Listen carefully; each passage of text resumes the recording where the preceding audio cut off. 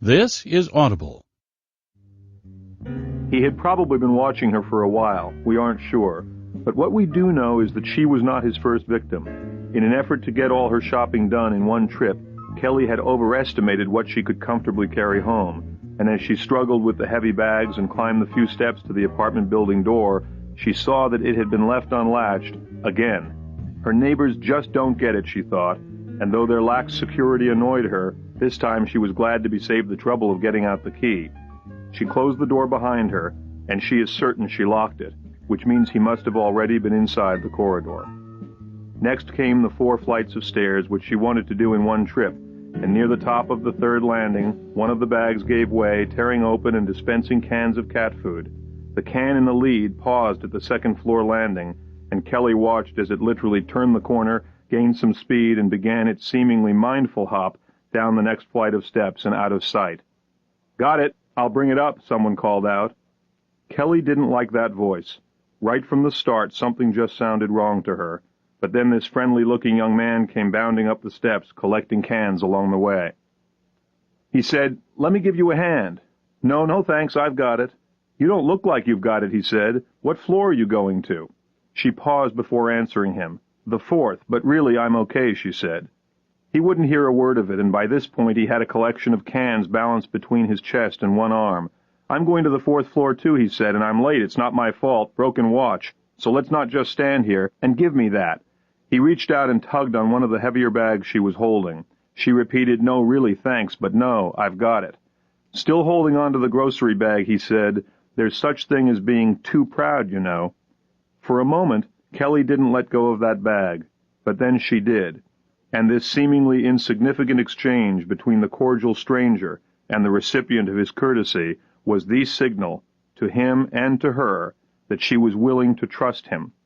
As the bag passed from her control to his, so did she. "We better hurry," he said as he walked up the stairs ahead of Kelly. "We've got a hungry cat up there." Even though he seemed to want nothing more than to be helpful, she was apprehensive about him, and for no good reason, she thought. She didn't want to be the kind of person who distrusts everybody. "Did you know a cat can live for 3 weeks without eating?" he asked. "I'll tell you how I learned that tidbit. I once forgot that I'd promised to feed a cat while a friend of mine was out of town." Kelly was now standing at the door to her apartment. "I'll take it from here," she said, hoping he'd hand her the groceries and accept her thanks and be on his way. Instead he said, "Oh no, I didn't come this far to let you have another cat food spill." When she still hesitated to let him in her door, he laughed understandingly. "Hey, we can leave the door open like ladies do in old movies. I'll just put this stuff down and go. I promise." She did let him in, but he did not keep his promise. At this point, as she is telling me the story of the rape, Kelly pauses to weep quietly. She now knows that he killed one of his other victims, stabbed her to death. Kelly is 27 years old. Before the rape, she was a counselor for disturbed children, but she hasn't been back to work in a long while. That friendly-looking young man had caused 3 hours of suffering in her apartment, and at least 3 months of suffering in her memory. The confidence he scared off was still hiding, the dignity he pierced still healing. Kelly is about to learn that listening to one small survival signal saved her life, just as failing to follow so many others had put her at risk in the first place. She wants to understand every strategy he used. She wants me to tell her what her intuition saw that saved her life, but she will tell me. It was after he'd already held the gun to my head, after he raped me. He got up from the bed, got dressed, then closed the window. He glanced at his watch, and then started acting like he was in a hurry. He said, "I gotta be somewhere. Hey, don't look so scared. I promise I'm not going to hurt you." Kelly absolutely knew that he was lying. She knew he planned to kill her, and though it may be hard to imagine, it was the first time since the incident began that she felt profound fear. He motioned to her with the gun and said, "Don't you move or do anything. I'm going to the kitchen to get something to drink, and then I'll leave. I promise. But you stay right where you are."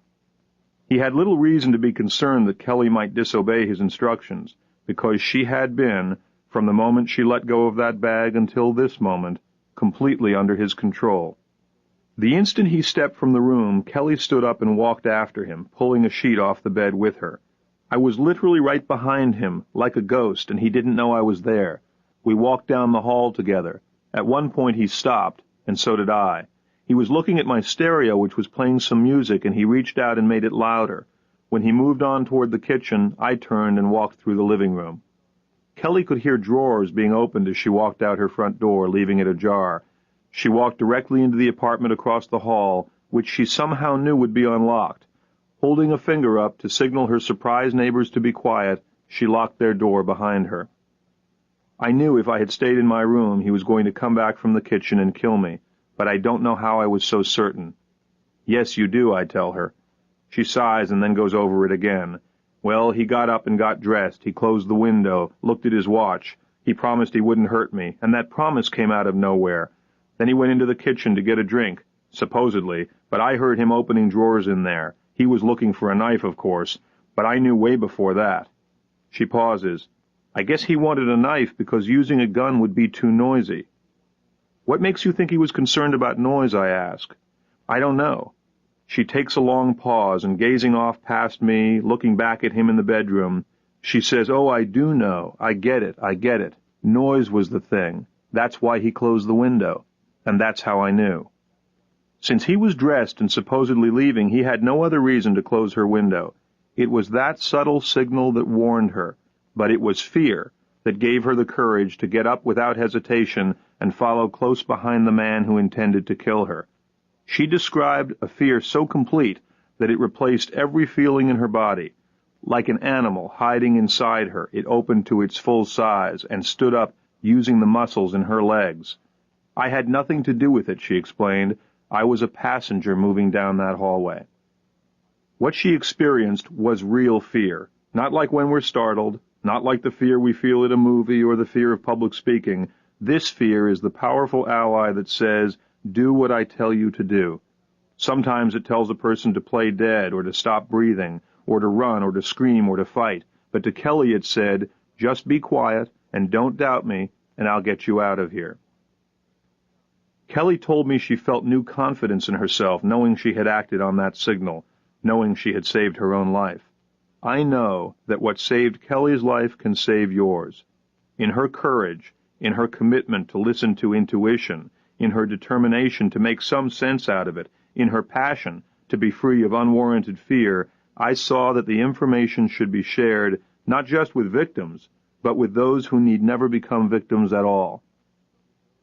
Because of my sustained look at violence, because I've predicted the behavior of murderers and stalkers, would-be assassins, rejected boyfriends, estranged husbands, angry former employees, mass killers, and others, I am called an expert. I may have learned many lessons, but my basic premise is that you too are an expert at predicting violent behavior. Like every creature, you can know when you are in the presence of danger. You have the gift of a brilliant internal guardian that stands ready to warn you of hazards and guide you through risky situations. In the last 2 years alone, more Americans died from gunshot wounds than were killed during the entire Vietnam War. We are a nation with more firearms than adults, a nation where 20,000 guns enter the stream of commerce every day.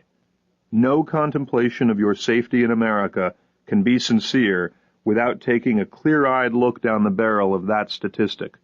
By this time tomorrow, 400 more Americans will suffer a shooting injury and another 1,100 will face a criminal with a gun. Within this hour, another 75 women will be raped.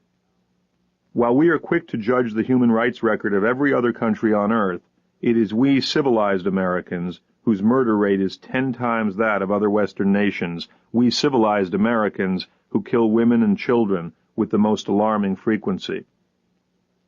In sad fact, if a jumbo jet crashed into a mountain, killing everyone on board, and if that happened every month, the number of people killed still wouldn't equal the number of women murdered by their husbands and boyfriends every year.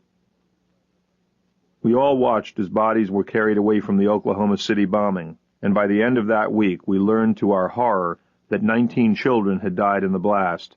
You are now learning that 70 children died that same week, at the hands of a parent, just like every week, and most of them were under 5 years old. 4 million luckier children were physically abused last year, and it was not an unusual year.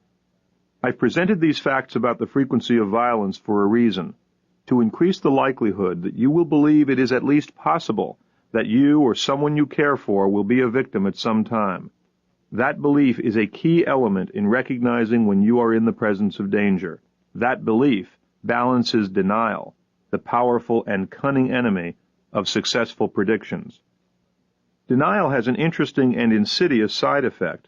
For all the peace of mind deniers think they get by saying it isn't so, the fall they take when victimized is far greater than that of those who accept the possibility. Denial is a save-now, pay-later scheme, for in the long run, the denying person knows the truth on some level, and it causes a constant low-grade anxiety. Millions of people suffer that anxiety, and denial keeps them from taking action that could reduce the risks and the worry.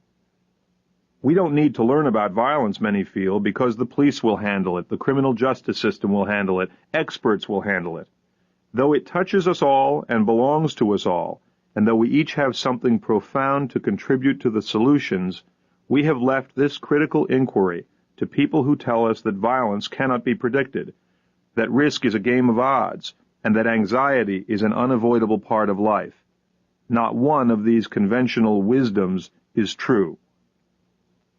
Whether it is learned the easy way or the hard way, the truth remains that your safety is yours. Too often we take the lazy route and invest our confidence without ever evaluating if it was earned. As we send our children off each morning, we assume the school will keep them safe. We trust the security guards. You know, the employment pool that gave us the son of Sam killer, the assassin of John Lennon, the hillside strangler, and more arsonists and rapists than you have time to hear about. Has the security industry earned your confidence? Has government earned it? We have a Department of Justice, but it would be more appropriate to have a Department of Violence Prevention, because that's what we really need, and that's what we care about. Justice is swell, but safety is survival. You will see that your personal solution to violence will not come from technology. It will come from an even grander resource that was there all the while, within you. That resource is intuition. It may be hard to accept its importance because intuition is usually looked upon by us with contempt. It is often described as emotional, unreasonable, or inexplicable. Husbands chide their wives about feminine intuition, and they don't take it seriously.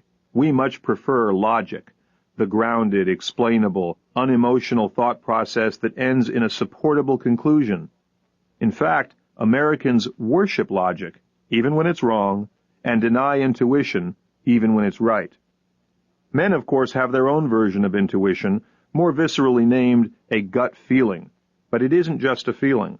It is a process more extraordinary and ultimately more logical in the natural order than the most fantastic computer calculation.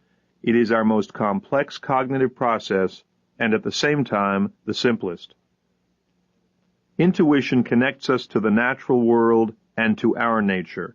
Freed from the bonds of judgment, married only to perception, it carries us to predictions we will later marvel at.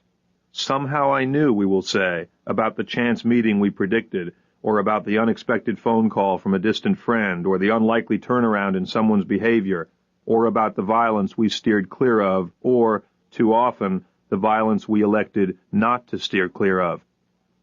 The husband and wife who make an appointment to discuss the harassing and threatening phone calls they are getting want me to figure out who is doing it. It's obvious he is someone they know, but who?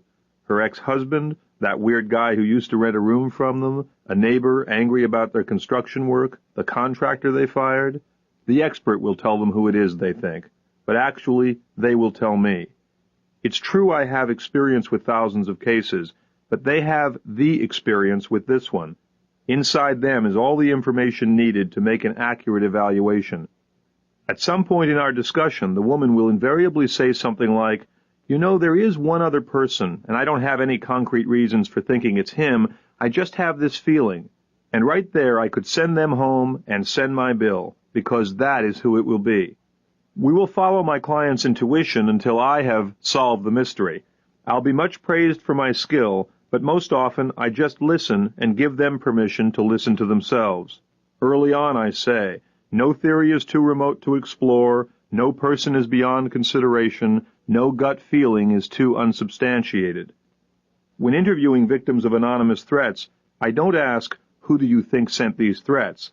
I ask instead, who could have sent them? And together we make a list of everyone who had the ability without regard to motive. Then I ask clients to assign a motive, even a ridiculous one, to each person on the list. It is a creative process that puts them under no pressure to be correct, and for this very reason, in almost every case in my career, one of their imaginative theories will be correct. Quite often, my greatest contribution to solving the mystery is my refusal to call it a mystery.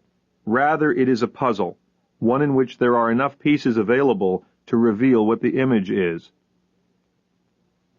As we explore the pieces of the human violence puzzle, I'll show you their shapes and their colors. Given your own lifelong study of human behavior and your own humanness, you'll see that the pieces are already familiar to you. Above all, I hope to leave you knowing that every puzzle can be solved long before all the pieces are in place. People do things, we say, out of the blue, all of a sudden, out of nowhere, and these phrases support the popular myth that predicting human behavior isn't possible. Yet to successfully navigate through morning traffic, we make amazingly accurate, high-stakes predictions about the behavior of literally thousands of people. We unconsciously read tiny signals. The slight tilt of a stranger's head or the momentarily sustained glance of a person 100 feet away tells us that it's safe to pass in front of his 3,000-pound monster. We expect all the drivers to act just as we would, but we still alertly detect those few who might not. We predict with some success how a child will react to a warning, how a witness will react to a question, how a consumer will react to a slogan, how a spouse will react to a comment, how a reader will react to a phrase, and on and on. Predicting violent behavior is easier than any of these, but since we fantasize that human violence is an aberration done by others unlike us, we say we can't predict it. The human violence we abhor and fear the most, that which we call random and senseless, is neither. It always has purpose and meaning, to the perpetrator at least. We may not choose to explore or understand that purpose, but it is there, and as long as we label it senseless, we'll not make sense of it.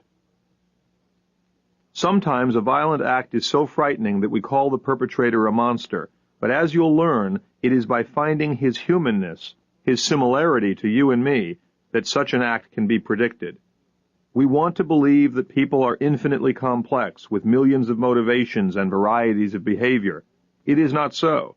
We want to believe that with all the possible combinations of human beings and human feelings, predicting violence is as difficult as picking the winning lottery ticket, yet it usually isn't difficult at all. The truth is that every thought is preceded by a perception, every impulse is preceded by a thought, every action is preceded by an impulse, and man is not so private a being that his behavior is unseen or his patterns undetectable. Life's highest stakes questions can be answered. Will a person I am worried about try to harm me? Will the employee I must fire react violently? How should I handle the person who refuses to let go? What is the best way to respond to threats? What are the dangers posed by strangers? How can I know a babysitter won't turn out to be someone who harms my child? Is my own child displaying the warning signs of future violence? Finally, how can I help my loved ones be safer? I commit that by the end of this audio book, you will be better able to answer these questions, and you will find good reason to trust your already keen ability to predict violence. How can I say all this so confidently? Because I've had 4 decades of lessons from the most qualified teachers. When I called and told Kelly I had decided to devote a year to writing this book, I also thanked her for what she'd taught me. "Oh, I don't think you learned anything new from my case," she said, "but which one did teach you the most?" I told Kelly I didn't know, but as soon as I'd said goodbye and hung up, I realized I did know. Thinking back, it was as if I was in that room again.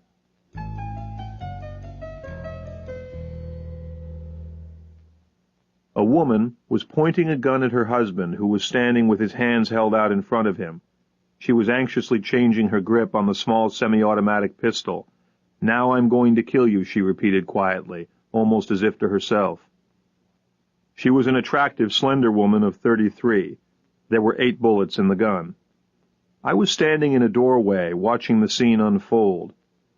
As I had been before and would be many times again, I was responsible for predicting whether or not a murder would occur.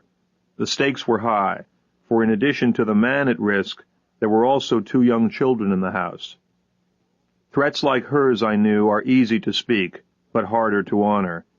The words betrayed her by admitting her failure to influence events in any other way.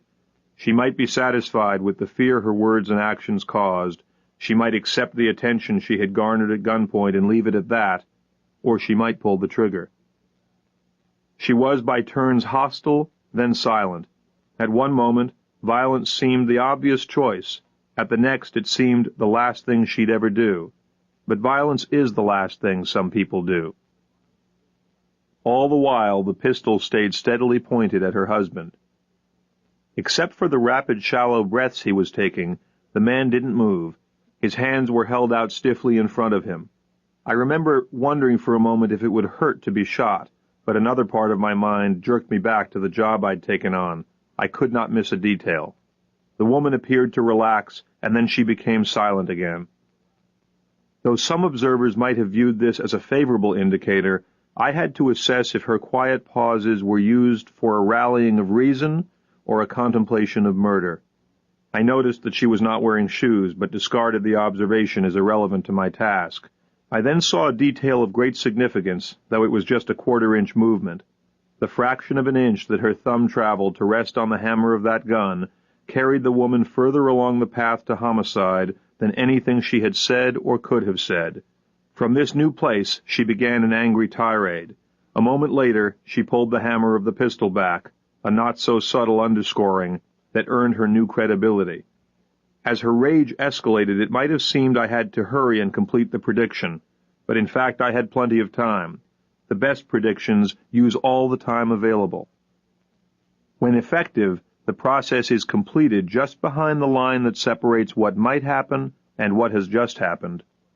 Though I didn't know it that day, I was automatically applying and reapplying the single most important tool of any prediction: pre-incident indicators, those detectable factors that occur before the outcome being predicted. Since everything a person does is created twice, once in the mind and once in its execution, ideas and impulses are pre-incident indicators for action. The woman's threats to kill revealed an idea that was one step toward the outcome. Her introduction of the gun into the argument with her husband was another, as was its purchase some months earlier. The woman was now backing away from her husband. This may have looked like a retreat, but I intuitively knew it was the final pre-incident indicator before the pulling of the trigger. Her desire for some distance from the person she was about to shoot was the element that completed my prediction, and I quickly acted. I backed quietly down the hall through the kitchen into the small bedroom where a young girl was napping. As I crossed the room to wake the child, I heard the gunshot that I had predicted just a moment before. I was startled, but not surprised. The silence that followed, however, did concern me. My plan had been to take the child out of the house, but I abandoned that and told her to stay in bed. At 2 years old, she probably didn't understand the seriousness of the situation, but I was 10 and knew all about these things. On my way back to our living room, I stopped when I smelled the gunpowder around me. I listened, trying to figure out what was happening without going back into that room. It was just too quiet. As I stood straining to hear any tiny sound, there came instead an enormous noise, several more gunshots fired quickly. These I had not predicted. I quickly rounded the corner into the living room. My stepfather was crouched down on both knees, my mother leaning over him, seemingly offering care. I could see blood on his hands and legs, and when he looked up at me, I tried to reassure him with my calm.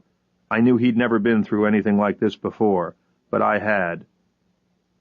The gun was on the floor near me, so I leaned over and picked it up by the barrel. It was uncomfortably hot to the touch.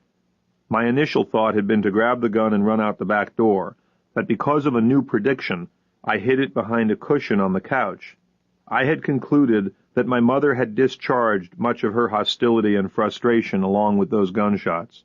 At least for the moment, she was not only reasonable, but was shifting to the role of supportive wife. Far from being someone to be apprehensive about, she was now a person we were grateful to have in charge. She would make sure my stepfather was all right. She would deal with the police and the ambulance, and she would put our lives back in place as surely as if she could draw those bullets back into the gun. By the time our family moved from that house a year later, there were 9 bullets embedded in the walls and floors. I imagine they are still there.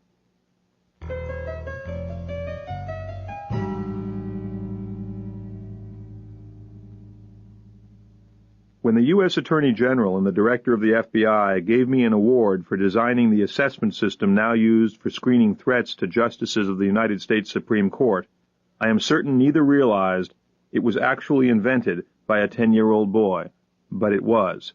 The way I broke down the individual elements of violence as a child became the way the most sophisticated artificial intuition systems predict violence today. My ghosts had become my teachers.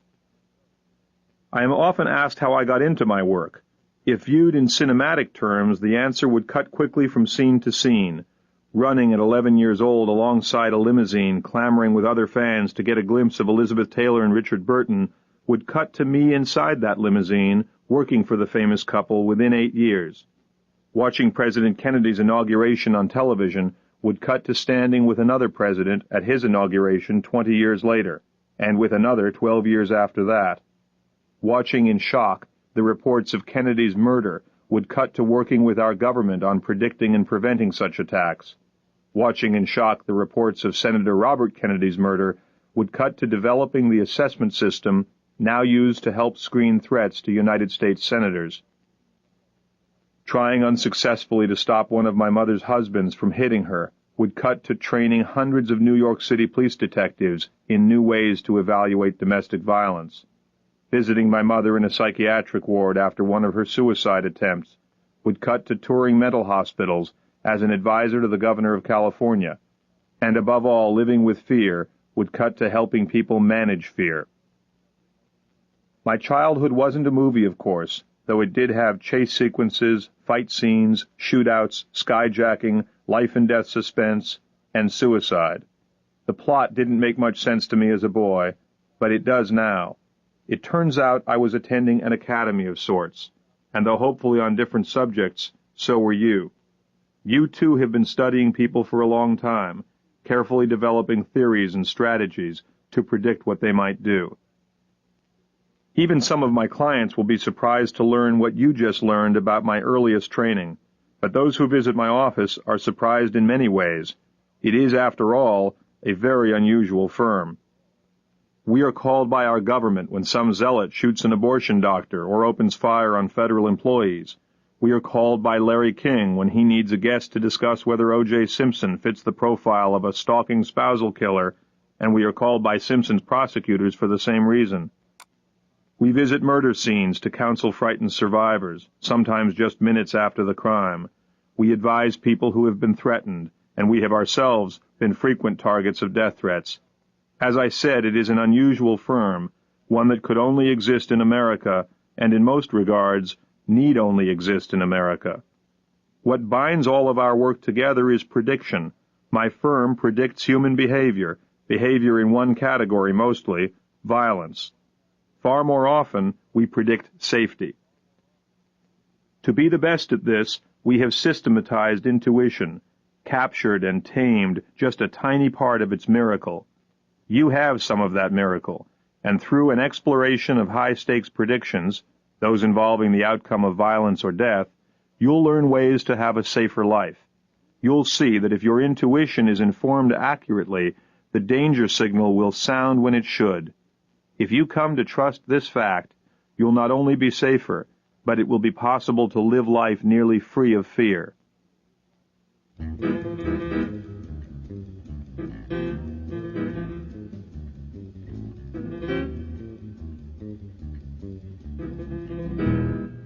A man named Robert Thompson told me this story. I walked into that convenience store, he said, and for some reason I was suddenly afraid. and I turned right around and walked out. Later that day, I heard about the shooting. I asked Thompson what he saw, what he reacted to.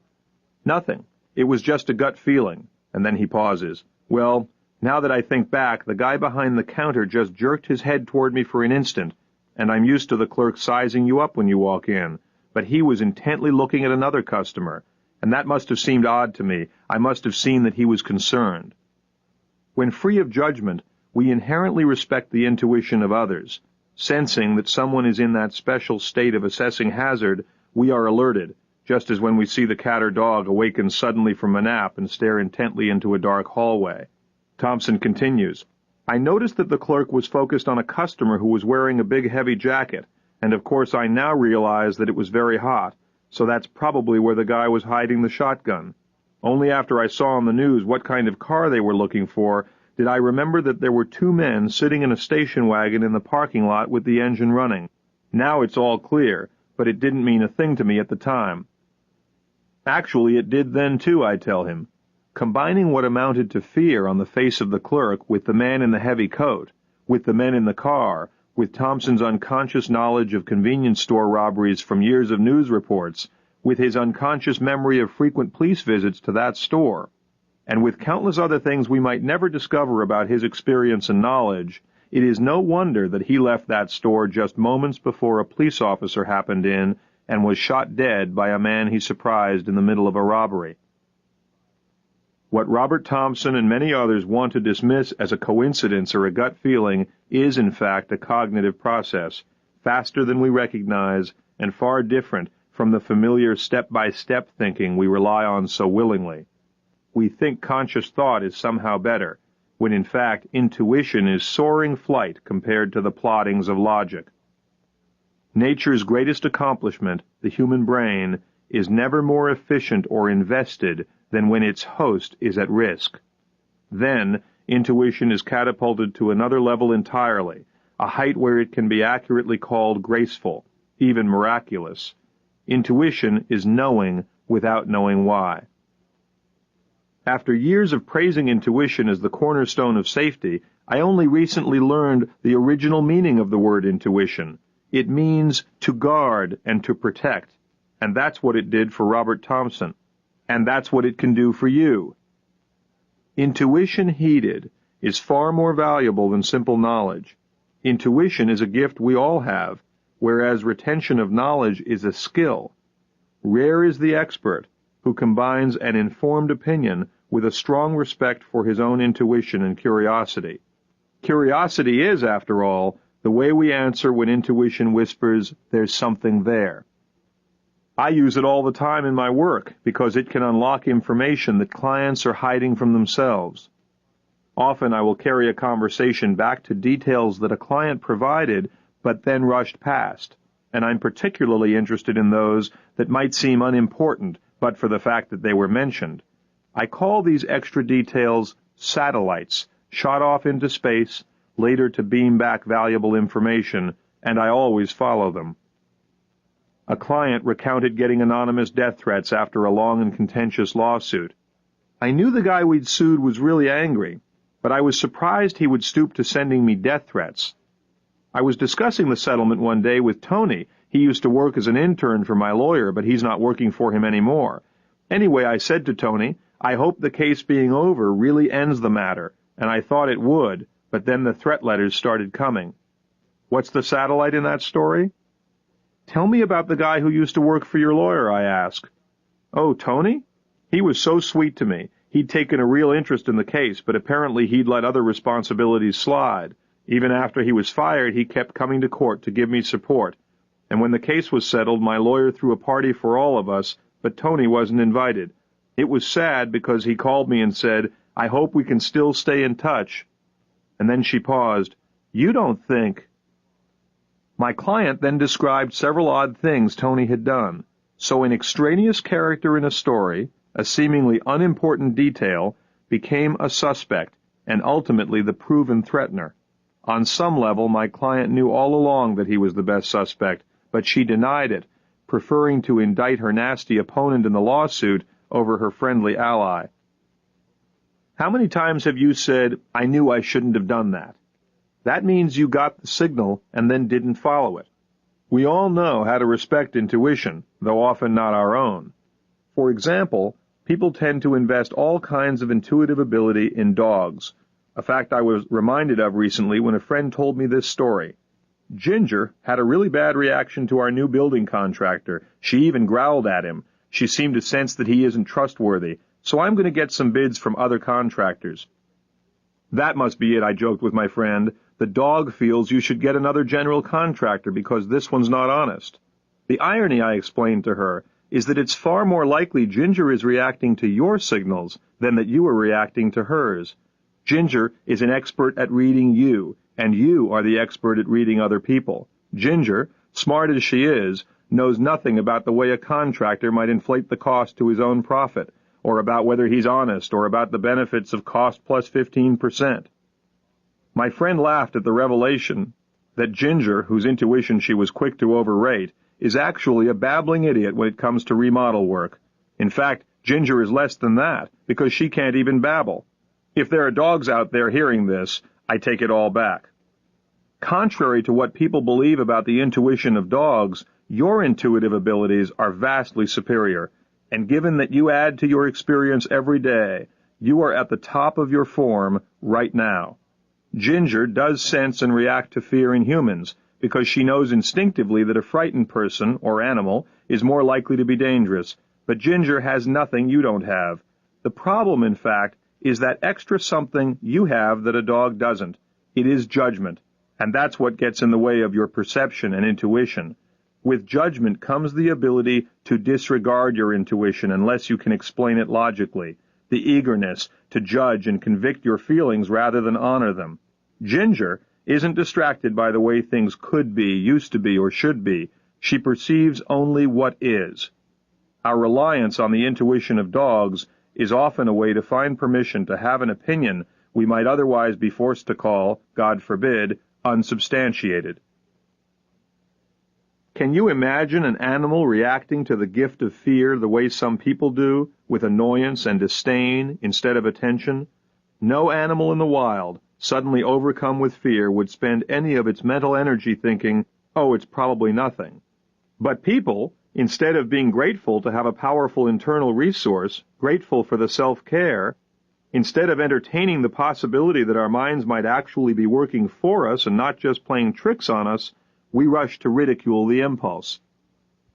We, in contrast to every other creature in nature, choose not to explore and even to ignore survival signals. The mental energy we use searching for the innocent explanation to everything could more constructively be applied to evaluating the environment for important information. Every day, people engaged in the clever defiance of their own intuition become, in mid-thought, victims of violence and accidents.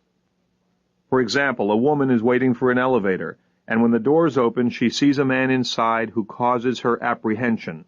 How does she respond to nature's strongest survival signal? She suppresses it. When the fear doesn't go away, she tells herself not to be so silly, and she gets into the elevator. After all, she couldn't let the doors close in his face. Now, which is sillier, waiting a moment for the next elevator, or getting into a soundproofed steel chamber with a stranger she is afraid of? We often choose not to avoid danger, and part of the reason is the odd way we evaluate risk. We tend to give our full attention to risks that are beyond our control, like air crashes and nuclear plant disasters, while ignoring those that we feel in charge of, like dying from smoking or poor diet or car accidents, even though the latter are far more likely to harm us. The hijacking of an American jet overseas looms larger in our concern than the parent who kills a child, even though one happens rarely and the other happens daily. Even though smoking kills more people in an afternoon than lightning does in a decade, there are those people who calm their fear of lightning during a storm by lighting a cigarette. We deny risks because we're built to see what we want to see. But remember, it's the brain which sees, and not the eye.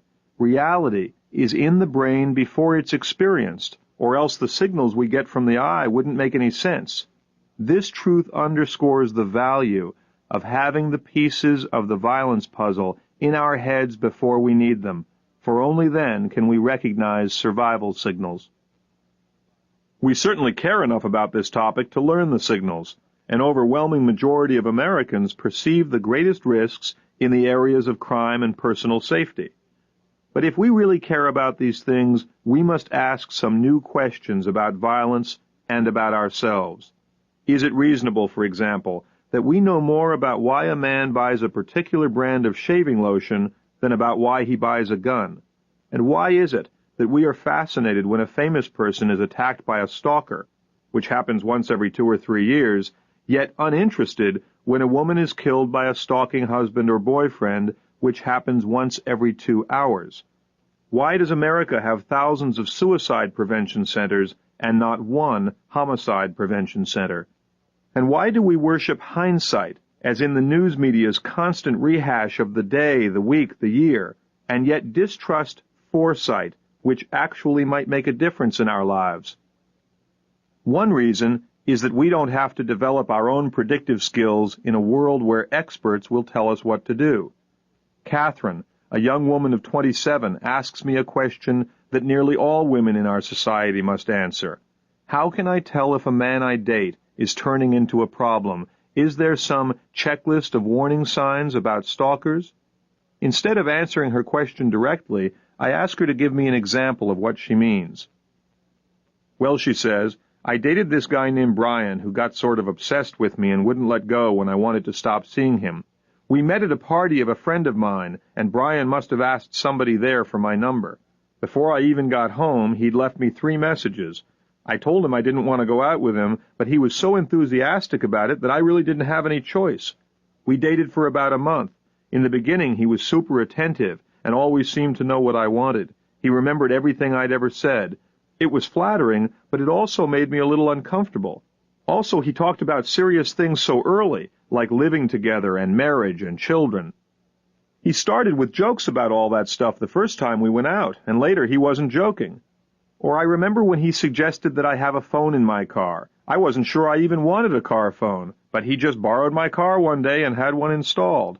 It was a gift, so what could I say? And of course, he called me whenever I was in the car. And he was so adamant that I never speak to my ex-boyfriend on that car phone. Later he got angry if I spoke to my ex at all. There were also a couple of my friends he didn't like me to see, and he stopped spending time with his own friends. Finally, when I told him I didn't want to be his girlfriend, he refused to hear it. He basically insisted that I stay in a relationship with him, and when I wouldn't, he forced me into a relationship of sorts by always calling and showing up and sending gifts and talking to my friends. He even came to my work uninvited. We'd only known each other for about a month, but he acted like it was the most important relationship of his life.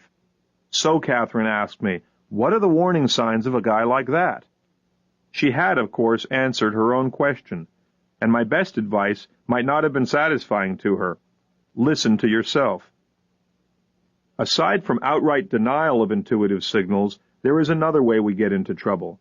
Our intuition fails when it is loaded with inaccurate information, and we are constantly bombarded with false information masquerading as knowledge. Our intuition relies upon us to decide what we will give credence to. When it comes to safety, there's a lot of false information going around, and some of it puts people at risk. Perhaps the greatest false truth that we're all told is that some people are just not intuitive, as if this key survival element was somehow left out of them. Cynthia, a friend of mine who's a substitute school teacher, bemoaned to me that she just isn't intuitive. I never see the signs until it's too late, she told me. I don't have that inner voice that some people have. And yet, I reminded her, several times a week she enters a room full of children she's never met before and quickly makes automatic, unconscious assessments of their future behavior. This is interesting, I explained to her, because the range of behavior that children might engage in is far greater than it is for adults. Few adults, after all, will suddenly throw something across the room and then break into uncontrolled laughter, or pour paint on the floor and smear it around with their feet. Yet these behaviors are all familiar to substitute school teachers.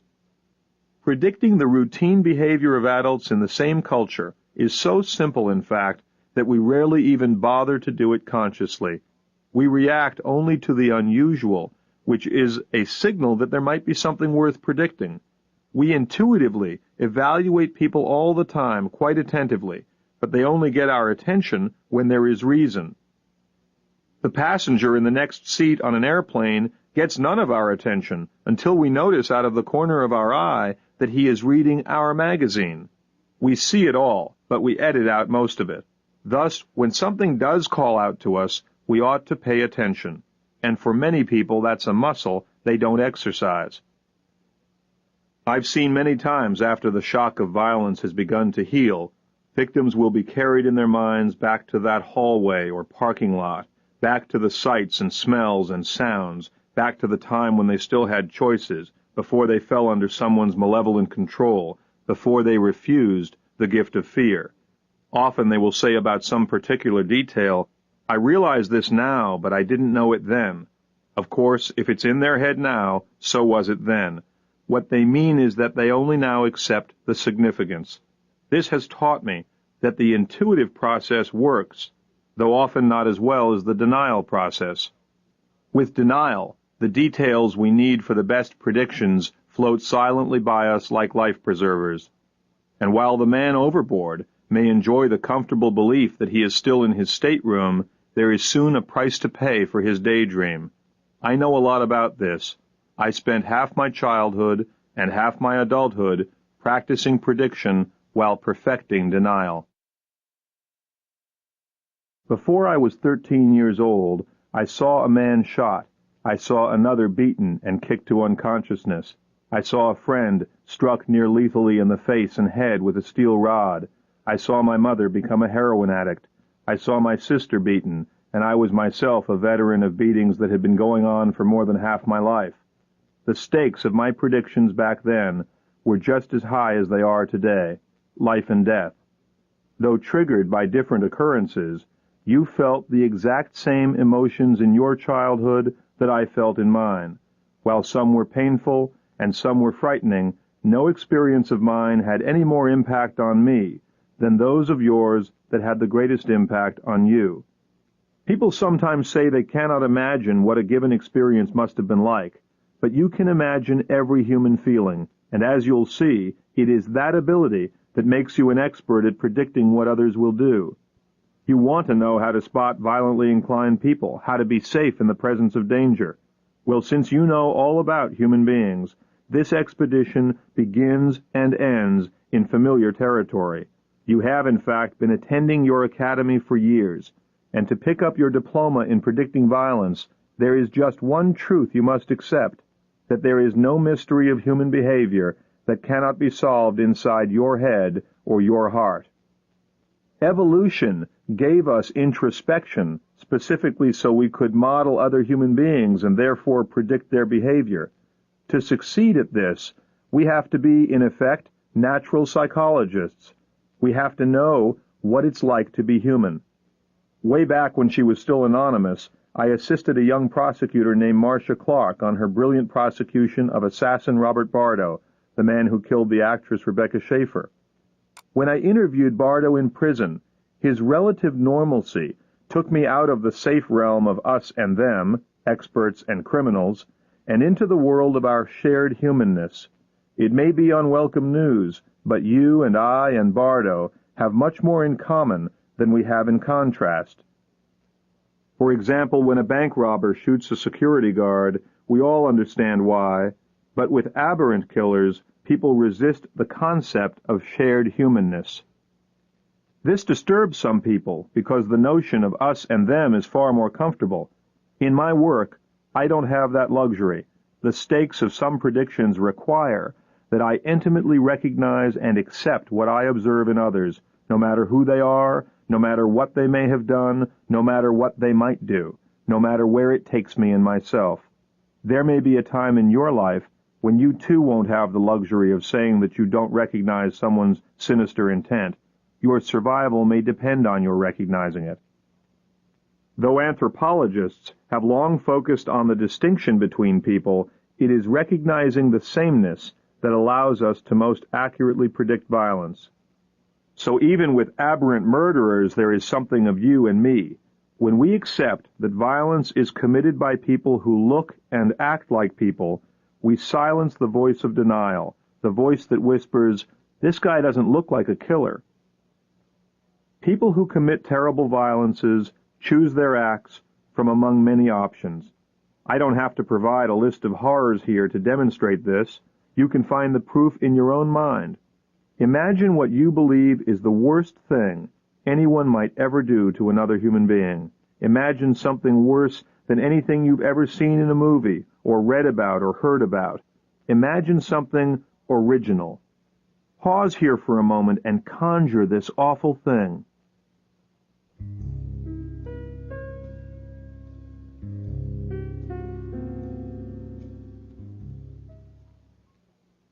Now, by virtue of the fact that you could conceive it, rest assured that that thing you imagined has likely been done to someone.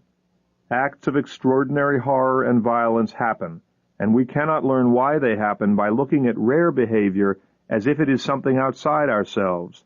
That idea you just conjured was in you, and thus it is part of us. To really work toward prediction and prevention, we must accept that these acts are done by people included in humanity, not by interlopers who somehow sneaked in. A friend of mine is Robert Ressler, the legendary FBI agent who coined the phrase serial killer. Ressler knows that nothing human is foreign. He has learned enough about so-called monsters to know that you don't find them in Gothic dungeons or forests. You find them at the mall, at the school, in the town or city with the rest of us. But how do you find them before they victimize someone? With animals, it depends on perspective.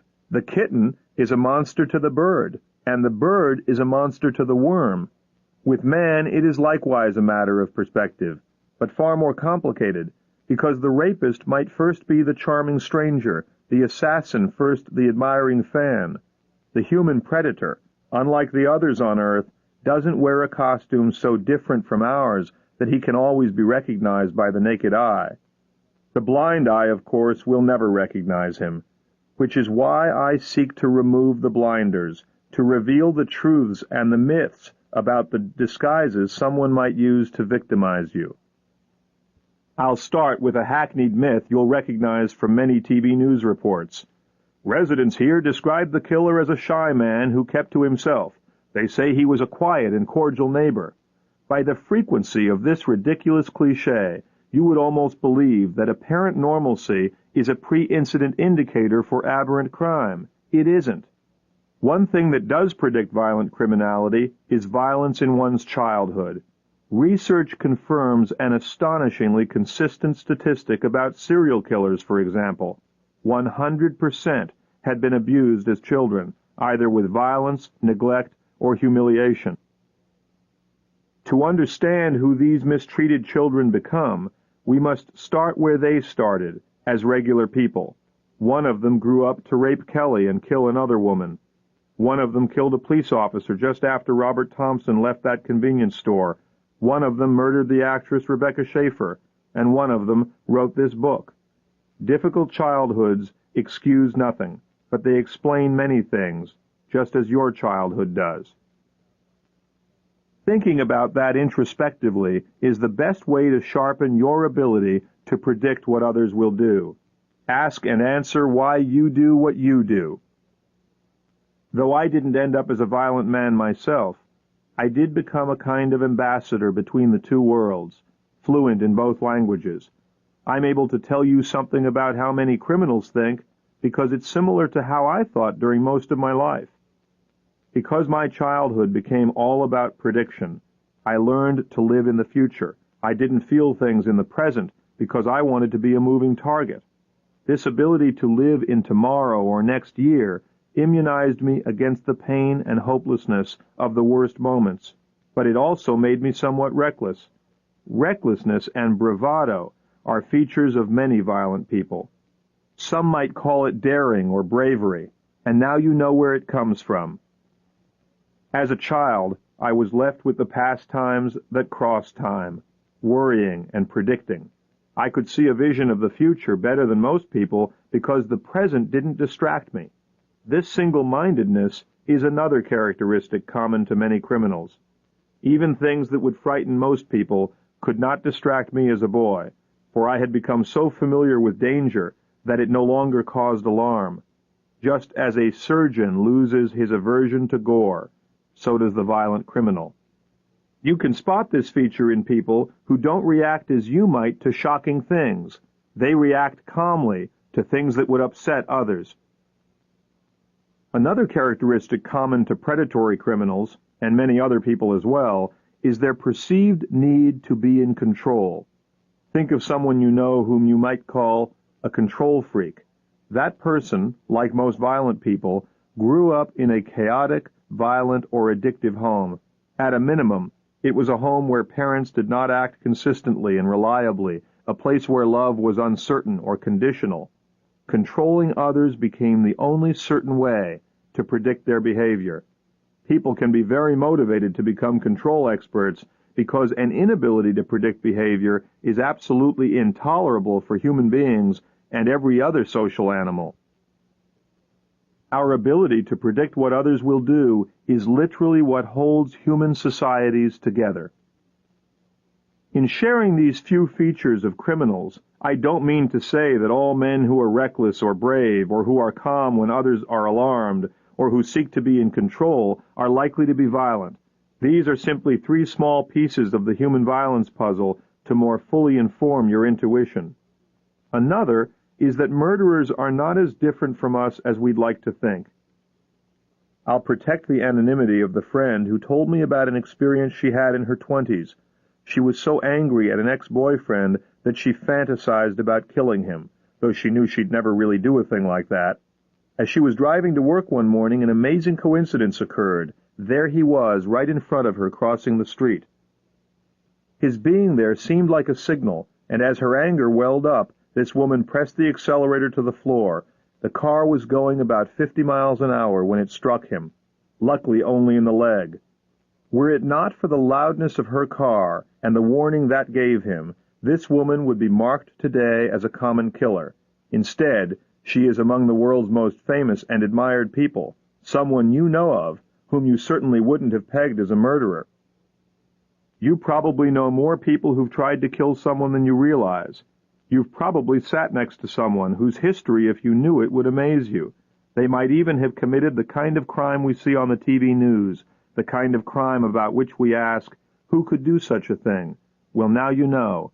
Anyone could do it. To make the best predictions about human beings, you must find some common ground. And when you can find nothing else to aid in your prediction, remember that the vast majority of violent people started as you did, felt what you felt, wanted what you want. The difference is in the lessons they learned in childhood. It saddens me to know that as I speak these words, some child is being taught that violence has a place. Some child is learning that when it comes to cruelty, it is better to give than to receive. Had it not been for the reminders in my work, I might have cared about none of this. I might have forgotten it all. But I've met too many people who were brutalized as children and gave it back to society tenfold. They may have grown up looking like everyone else, but they send subtle signals that can reveal their intent.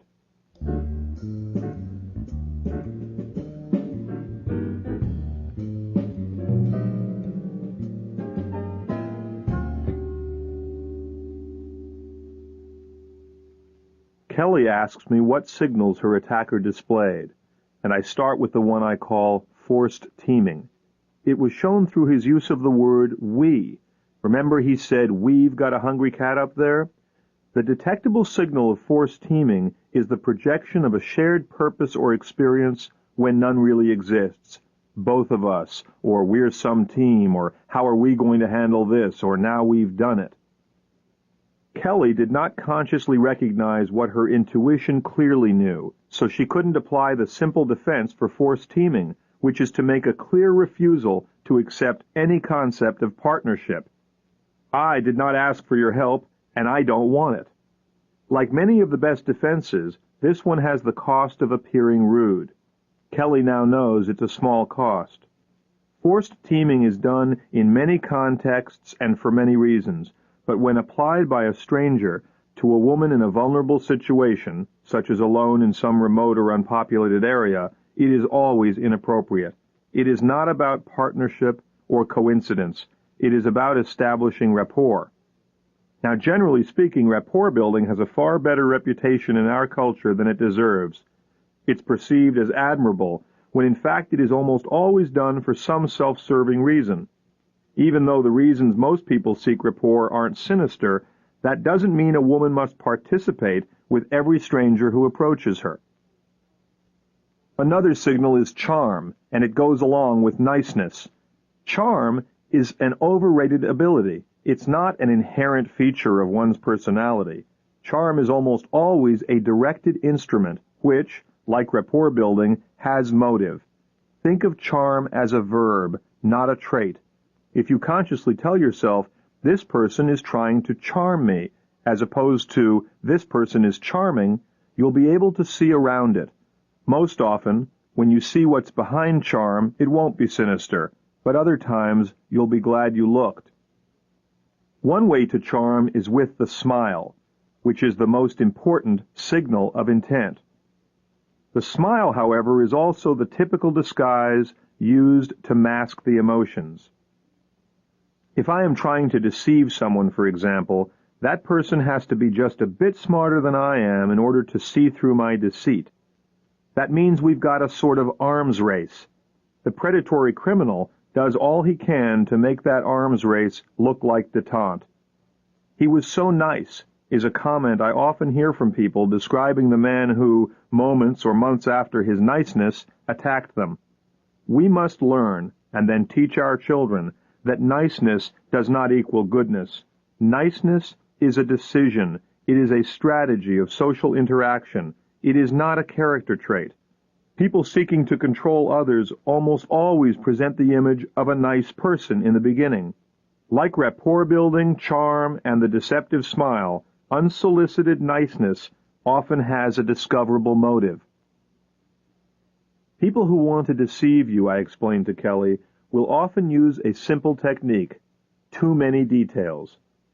The man's use of the story about the cat, his reference to leaving the door open like ladies do in old movies, his volunteering that he is always late. Too many details. When people are telling the truth, they don't feel doubted, so they don't feel the need for additional support in the form of details. When people lie, however, even if what they say sounds credible to you, it doesn't sound credible to them, so they keep talking. Each detail may be only a small tack he throws on the road, but together they can stop a truck.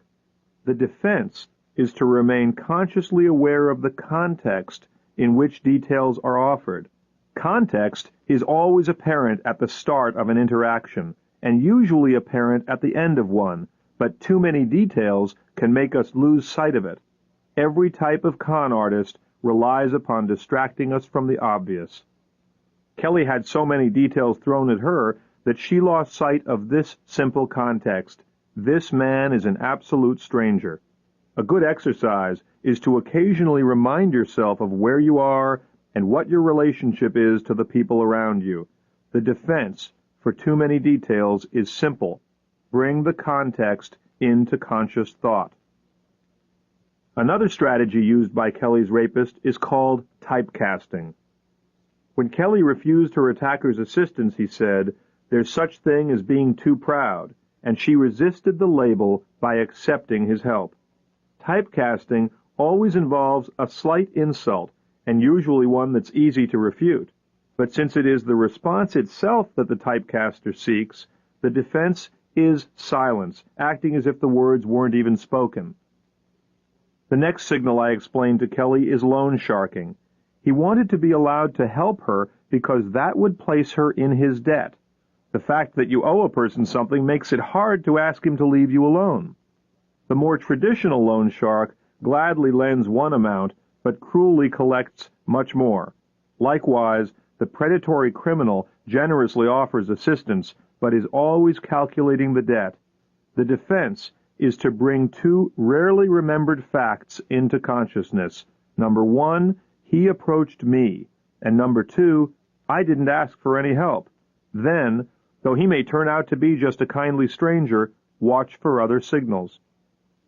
It's important to clarify that forced teaming and too many details and charm, niceness and typecasting and loan sharking are all in use every day by people who have no sinister intent.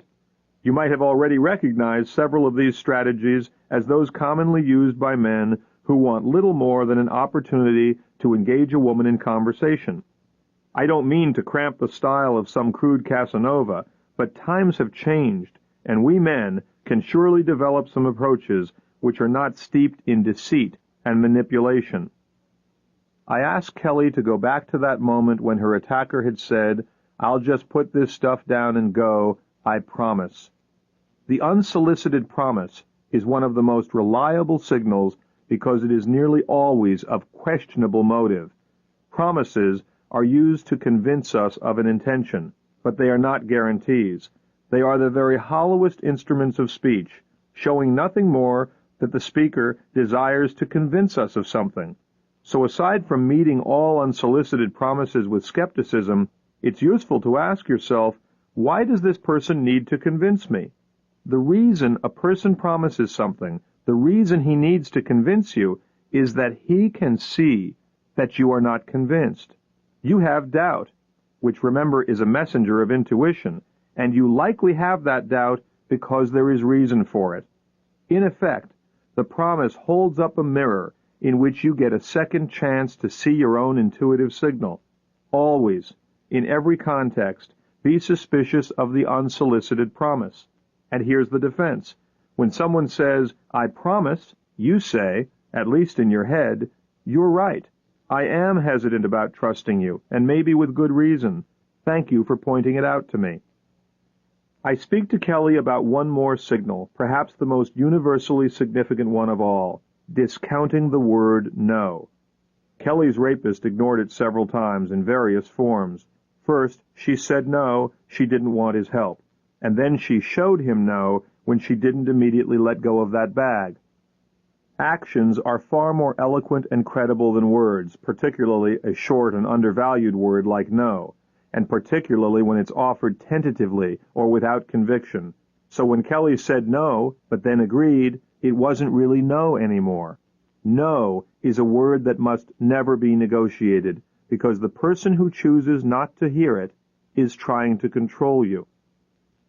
Declining to hear no is a signal that someone is either seeking control or refusing to relinquish it. With strangers, never ever relent on the issue of no, because it sets the stage for more efforts to control. If you let someone talk you out of that word, you might as well wear a sign that reads, "You are in charge." Remember that no is a complete sentence.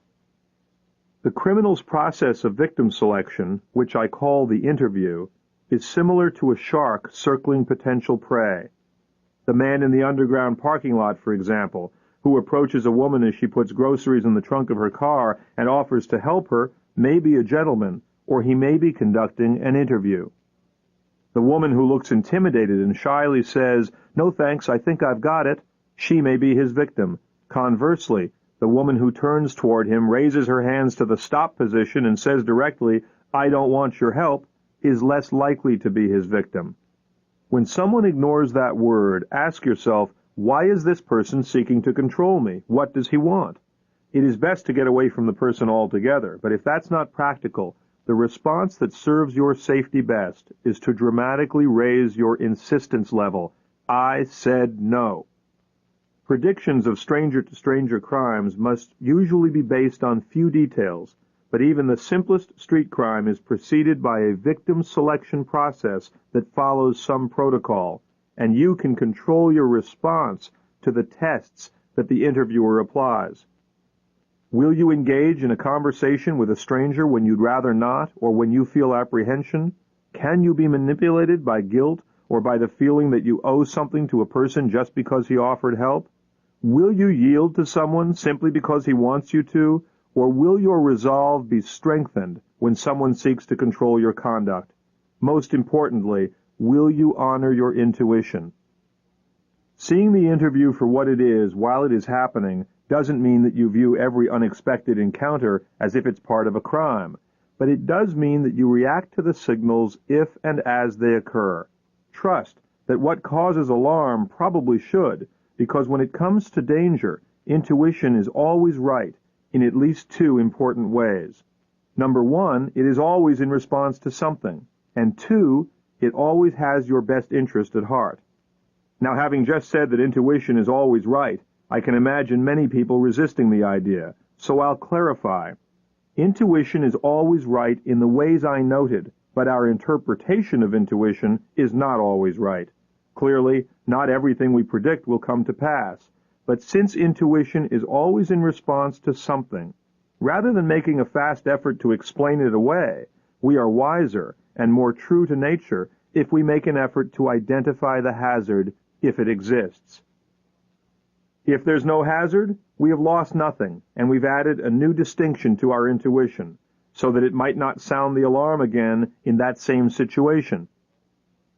Intuition, you see, is always learning, and though it may occasionally send a signal that turns out to be less than urgent, everything it communicates to you is meaningful. Unlike worry, it won't waste your time. Intuition might send any of several messengers to get your attention, and because they differ according to urgency, it's good to know the ranking. The intuitive signal of the highest order, the one with the greatest urgency, is fear. Accordingly, it should always be listened to. The next level is apprehension, then suspicion, then hesitation, doubt, gut feelings, hunches, and curiosity. There are also nagging feelings, persistent thoughts, physical sensations, wonder, and anxiety. These are all messengers of intuition. By thinking about these signals with an open mind when they occur, you will learn how you communicate with yourself. There is another signal people rarely recognize, and that is humor. In one story which offers an excellent example, all the information was there, like a great unharvested crop left to dry out in the sun. The receptionist was off that day, so Bob Taylor and the others who worked at the California Forestry Association sorted through the mail themselves. When they came upon the package, they looked it over and chatted about what to do with it. It was addressed to the former president of the association, and they debated whether to just forward it to him. When Gilbert Murray, the current president, arrived, they brought him in on their discussion. Murray said, "Let's just open it." Taylor got up and he cracked a joke. Quote, "I'm going back to my office before the bomb goes off," close quote. He walked down the hall to his desk, but before he sat down, he heard the enormous explosion that killed his boss. Because of intuition, that bomb didn't kill Bob Taylor. Humor, particularly dark humor, is a common way to communicate true concern without the risk of feeling silly afterwards and without overtly showing others your fear. With this type of humor, an idea comes into consciousness that in context seems so outlandish as to be ridiculous, and that's precisely why it's funny. The point is, though, that the idea came into consciousness. Why? Because all the information was there. That package sent by the Unabomber to the California Forestry Association was very heavy. It was covered with tape, it had too much postage, and it aroused enough interest that morning that several people speculated that it might be a bomb. Still, they opened it. Listen to humor, particularly dark humor. It can be good for more than a laugh.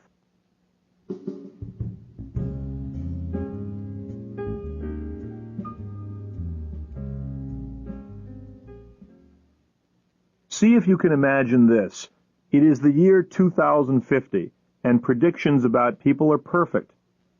You are skimming along one day in your hovercraft, taking your 6-year-old daughter to the park, when you're paged to come to an urgent meeting. You go to the park anyway, and look around for some total stranger you can leave your daughter with. There's a middle-aged woman sitting on a park bench, reading a book, and as you sit down next to her, she smiles. Using a device nearly everybody carries these days, you conduct an instant high-tech test on her as she does on you, and you both pass with flying colors. Without any hesitation, you ask if she'll watch your daughter for a few hours while you go to a meeting. She agrees, and off you go without any concern, because you've predicted to your satisfaction that this stranger is emotionally healthy, competent, drug-free, and trustworthy. I know that story sounds far-fetched, but in our time we already make every single one of these predictions about babysitters. We just don't do it as quickly or as accurately. With present-day technology, how much time would you have to spend with a stranger before she wouldn't be a stranger anymore? How many tests would a babysitter candidate have to pass before you'd trust her? Now, I'm not suggesting drug tests or polygraph tests for babysitters, but I am pointing out that we rarely bring even a tenth of the available resources to these high-stakes predictions. For example, the question people really want answered by a prospective babysitter is, have you ever mistreated a child? But they never ask it. People feel that asking a question so direct is rude, or they think it's ridiculous to ask because the applicant would just lie. Ask the question anyway, and how it is answered will make you more or less comfortable with the applicant. Imagine you asked, have you ever mistreated a child? And the applicant responded with, define mistreatment, or the applicant responded with, what have you heard? Those wouldn't be good answers. We need to ask the questions so that our intuition can evaluate the way a person responds. An applicant might say, mistreat a child? Of course not. That's why I do this work. I love children. And we might feel better about that applicant. Remember, it's not rude to ask an applicant that question. It's entirely fair and appropriate to ask someone to whom you'll entrust your child to discuss the very issues you care about most.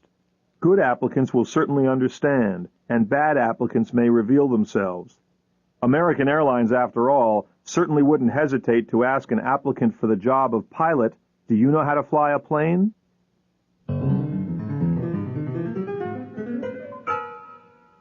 Behavior is bound by some essential rules. Context will govern, but there are some broad strokes that can be fairly applied to most of us. We seek connection with others. We are saddened by loss and try to avoid it. We dislike rejection. We like recognition and attention. We will do more to avoid pain than we will do to seek pleasure. We dislike ridicule and embarrassment. We care what others think of us. We seek a degree of control over our lives. This list I've just read contains a few of the ingredients in the human recipe, and how much of one ingredient or how little of another will influence the final result. With the man who goes on a shooting spree at work, it is not that he has some mysterious extra component, or that he necessarily has something missing. It is usually the balance and the interaction of the same ingredients that influence us all every day. No matter how aberrant the person whose behavior you seek to predict, no matter how different from him you may be or may want to be, you must find in him a part of yourself, and in yourself a part of him. When you undertake a high-stakes prediction, keep looking until you find some common ground, something you share with the person whose behavior you seek to predict. This will help you see the situation as he perceives it. Think of any situation that many have shared, say getting to an airport late for a flight. Based on your experience, you can predict some of the thoughts, emotions, and thus the behaviors of a harried traveler. Is he likely to stroll? At the ticket counter, will he cordially allow others to get in line ahead of him? Will he savor the interesting architecture of the airport? Because we're all familiar with the airport situation, we find it easy to predict what the traveler will do. It is precisely because some people are not familiar with violent behavior that they feel they can't predict it. Yet they daily predict nonviolent behavior, and the process is identical. We recognize all things by the existence of their opposite, day as distinguishable from night, failure from success, peace from war. We could add safety from hazard. When a woman is comfortable with a stranger in her home, someone delivering furniture, for example, her comfort communicates that she has already predicted that he is not dangerous to her. Her intuition has asked and answered several questions in order to complete that prediction. It evaluated favorable and unfavorable aspects of his behavior. Since we are more familiar with favorable behaviors, if you just list them and then simply note their opposites, you will be predicting dangerousness. We call this the rule of opposites, and it's a powerful predictive tool. For example, a favorable impression of the furniture delivery person is based on a series of behaviors. He does his job and no more. The opposite of that would be that he offers to help on unrelated tasks. The person we are not afraid of is respectful of privacy. The opposite would be someone who is curious and asks many questions. The delivery person who causes no alarm stands at an appropriate distance from us. The other one stands too close. The delivery person who causes no alarm waits to be escorted. The other walks around the home freely. The first keeps his comments to the job at hand. The second tries to get into discussions on other topics or makes personal comments. The first is mindful of the time and works quickly. The one who might be dangerous has no concern about time and is in no hurry to leave. Perhaps most importantly, the first doesn't care if others are home, while the one who might be dangerous does want to know if others are home and wants to know if others are expected. All types of behavioral predictions, not just those about danger, can be improved by applying the rule of opposites. I've used an obvious example of a behavioral prediction with the furniture delivery person, but I do it to demonstrate one of the greatest resources for predicting human behavior, and that is, you will rarely fail to place people in the most likely category when you frame the choices between contrasting options. This may seem obvious, but it's a powerful assessment tool. A woman in an underground parking lot is approached by a stranger who offers help loading groceries into her car. She could refine her predictions about this man and enjoy a creative exercise by asking herself, is he A, a member of a citizen volunteer group whose mission is to patrol underground parking lots in search of women who need help? Is he B, the owner of a supermarket chain looking for the star of his next national advertising campaign? Or C, a guy who has some sexual interest in the woman? By the time you consciously develop even the first possible category for your multiple-choice list, you likely already know the correct answer, and you have already considered the level of immediate hazard intuitively. The reason for creating 3 options is that you know at least 2 of your options will be wrong, and this freedom from judgment clears a path to intuition. In practice, this turns out to be less an exercise in creativity than an exercise in discovery. What you may think you are making up, you are calling up. When you're actually at imminent risk, intuition forgets about all this logical thought and just sends the fear signal. You are given an opportunity to react to a prediction that has already been completed by the time it comes into consciousness. These intuitive predictions are involuntary, but often we have to make predictions consciously. How can those be improved? Ingmar Bergman said, "Imagine I throw a spear into the dark. That is my intuition. Then I have to send an expedition into the jungle to find the spear. That is my intellect." Well, simply by throwing the spear, we greatly improve conscious predictions. By nothing more than the act of inquiry, or even curiously wondering about what a person might do, we enter into a conscious alliance with our intuition, an alliance with the self. Logic and judgment may sometimes be reluctant to follow that spear into the jungle, but the concepts I'll talk about next should help persuade them.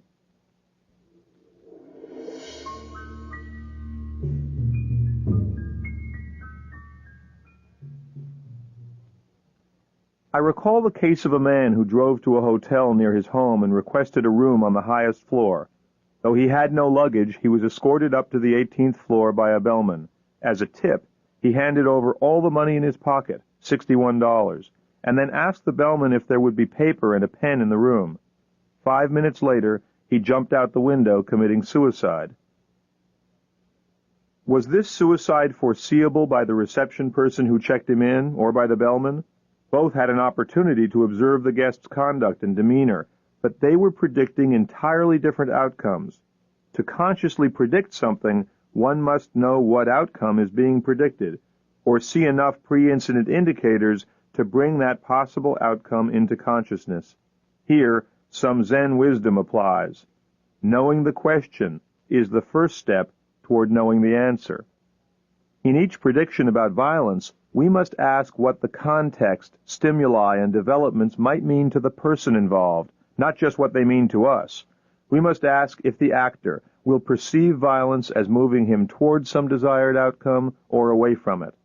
The conscious or unconscious decision to use violence, or to do most anything, involves many mental and emotional processes, but they usually boil down to how a person perceives 4 fairly simple issues: justification, alternatives, consequences, and ability.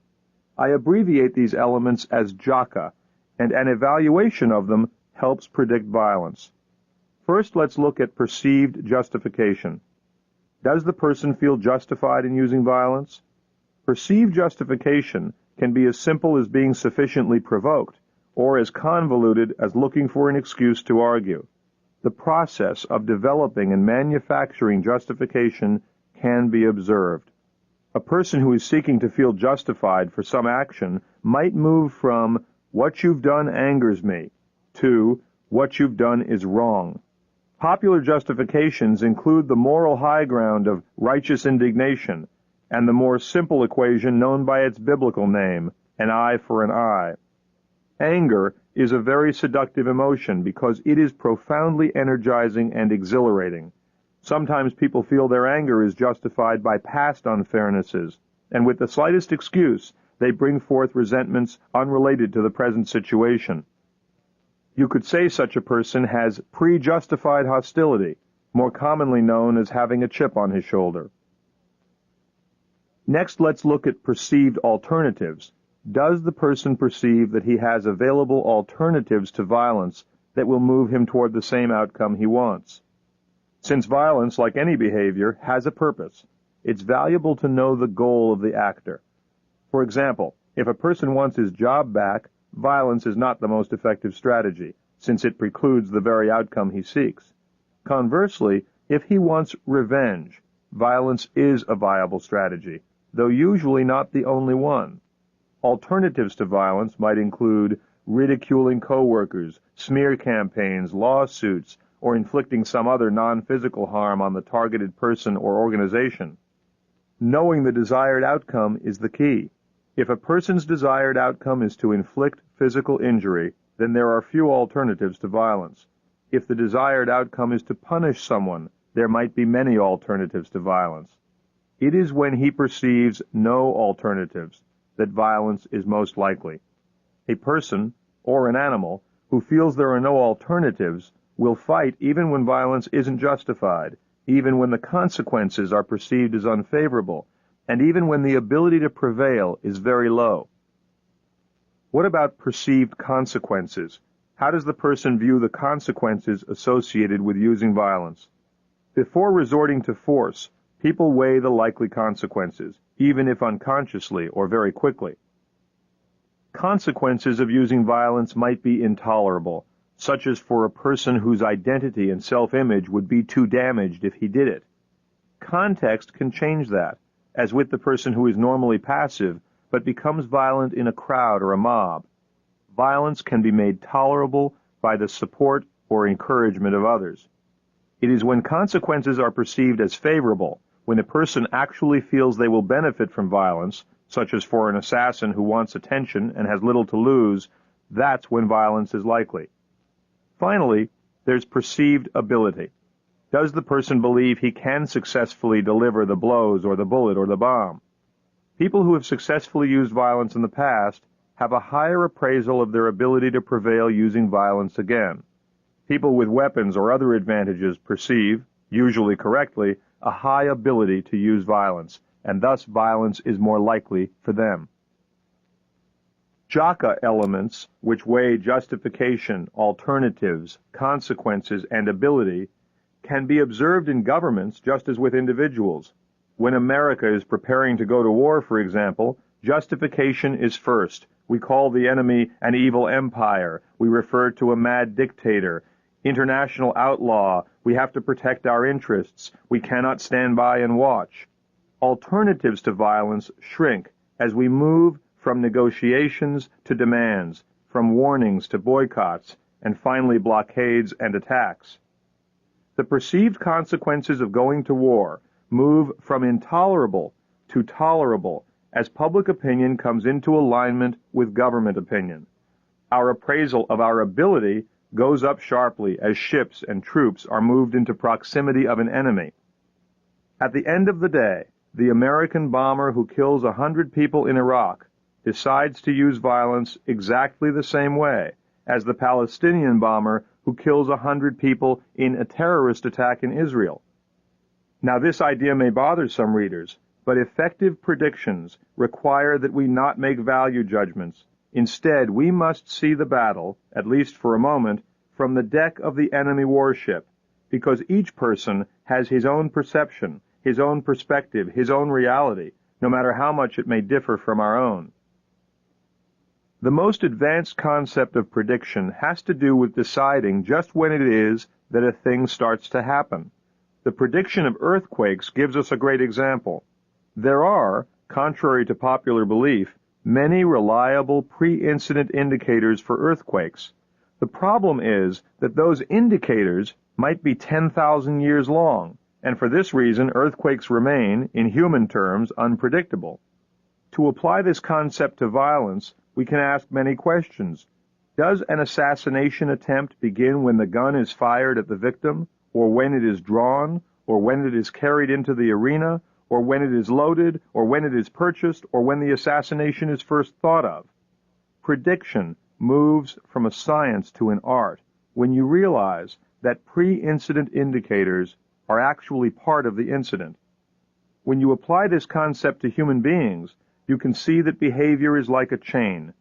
Too often we look at just the individual links. When we ask why a man committed suicide, for example, someone might say, he was despondent over major financial losses, as if that could possibly explain his behavior. Many people are despondent over financial losses and don't kill themselves. Though we want to believe that violence is a matter of cause and effect, it is actually a process, a chain, in which the violent outcome is only one link. You'd see that the loss of the man's job is a single element, not the whole chain. The process of suicide starts way before the act of suicide. And the same is true for homicide. Though we might try to explain a murder using simple cause and effect logic, for example, he learned his wife was having an affair so he killed her, it doesn't aid prediction to think this way. Just like the earthquake and the suicide, violence is one outcome of a process that started way before that man got married. These concepts of prediction are the same ones our ancestors relied upon to survive. If they seem new to you, it's just because they have been largely ignored by modern Westerners. We perceive less need for them because we're at a point in our evolution where life is less about predicting risks and more about controlling risks. Yet, we have more fear today than ever before, and most of it is fear of each other. To be as free from that fear as possible, we need to recapture our inherent predictive skills. In what follows, the elements of prediction and intuition that I've discussed will come together in practice. You'll see that just as hearing intuition is no more than reading the signals we give ourselves, predicting human behavior is no more than reading the signals others give us.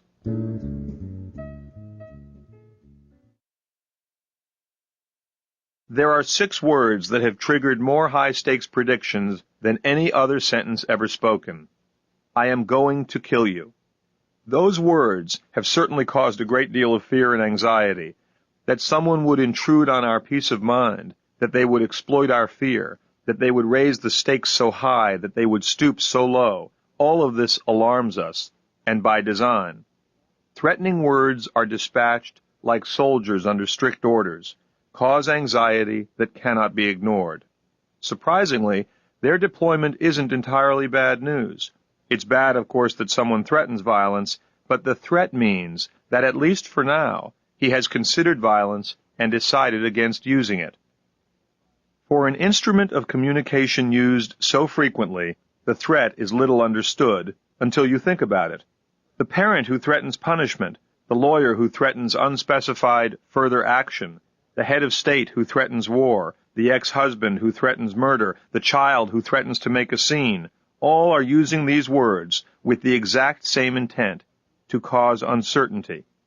Our social world relies upon us investing some threats with credibility while discounting others. Our belief that they really will tow the car if we leave it here encourages us to look for a parking space unencumbered by that particular threat. The disbelief that our joking spouse will really kill us if we're late to dinner allows us to stay in the marriage. Threats, you see, are not the issue. Context is the issue. Context is the necessary link that gives meaning to everything we observe. Imagine a man arriving for work one morning. He doesn't go in the unlocked front door where most people enter the building, but instead he goes around to a back entrance. When he sees someone ahead of him use a key to get in, he runs up and catches the door before it relocks. Once he's inside the building, he barely responds as a coworker calls out, "The boss wants to see you." "Yeah," he says, "I want to see him too." He is carrying a gym bag, but it appears too heavy to contain just clothes. Before going to his boss's office, he stops in the locker room, reaches into the bag, and pulls out a pistol. He takes a second handgun from the bag and conceals both of them beneath his coat. Now he looks for his boss. If we stopped right here and you had to predict this man's likely behavior on the basis of what you know, context would tell the tale, because to know just one thing changes every other thing. This man is a police detective. If he were a postal worker, your prediction would be different. The first step toward deciding which words actually portend danger is understanding what threats are and what they are not. A threat is a statement of an intention to do some harm, period. It offers no conditions, no alternatives, no ways out. It does not contain the words if or else, until or unless. Sentences that do contain those words are not threats. They are intimidations, and there's an important distinction. Intimidations are statements of conditions to be met in order to avert a harm. I will burn down this building if I don't get the promotion. That's an intimidation, not a threat, because a condition is offered to avert the harm. With intimidations, the motive is always right in the statement, and the outcome the speaker desires is clear. Unless you apologize, I'll kill you. The speaker wants an apology. If you fire me, you'll be sorry. The speaker wants to keep his job. If you don't send me $10,000, I'll hurt you. The speaker wants $10,000. Intimidations differ importantly from threats because they are brought into play as high-stakes manipulations. The speaker wants his conditions met. He doesn't want to inflict the harm. With threats, conversely, no conditions are offered, usually because the speaker sees few alternatives. Thus, threats carry more likelihood of violence than intimidations, and threats that are endgame moves, those introduced late in a controversy, are more serious than those used early. That's because threats used early likely represent an immediate emotional response as opposed to a decision to use violence. How one responds to a threat determines whether it will be a valuable instrument or mere words. It is the listener, and not the speaker, who decides how powerful a threat will be. We advise clients never to show the threatener a high appraisal of his words, never to show fear. Still, alarming words do cause people to react by going into a defensive posture, psychologically speaking.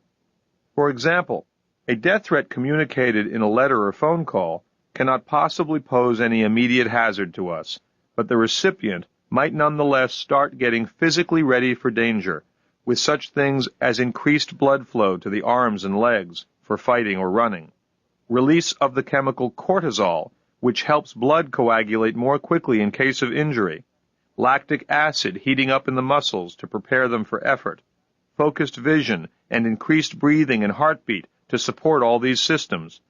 These responses are very valuable when facing present danger, such as when Kelly stood up and walked out of her apartment.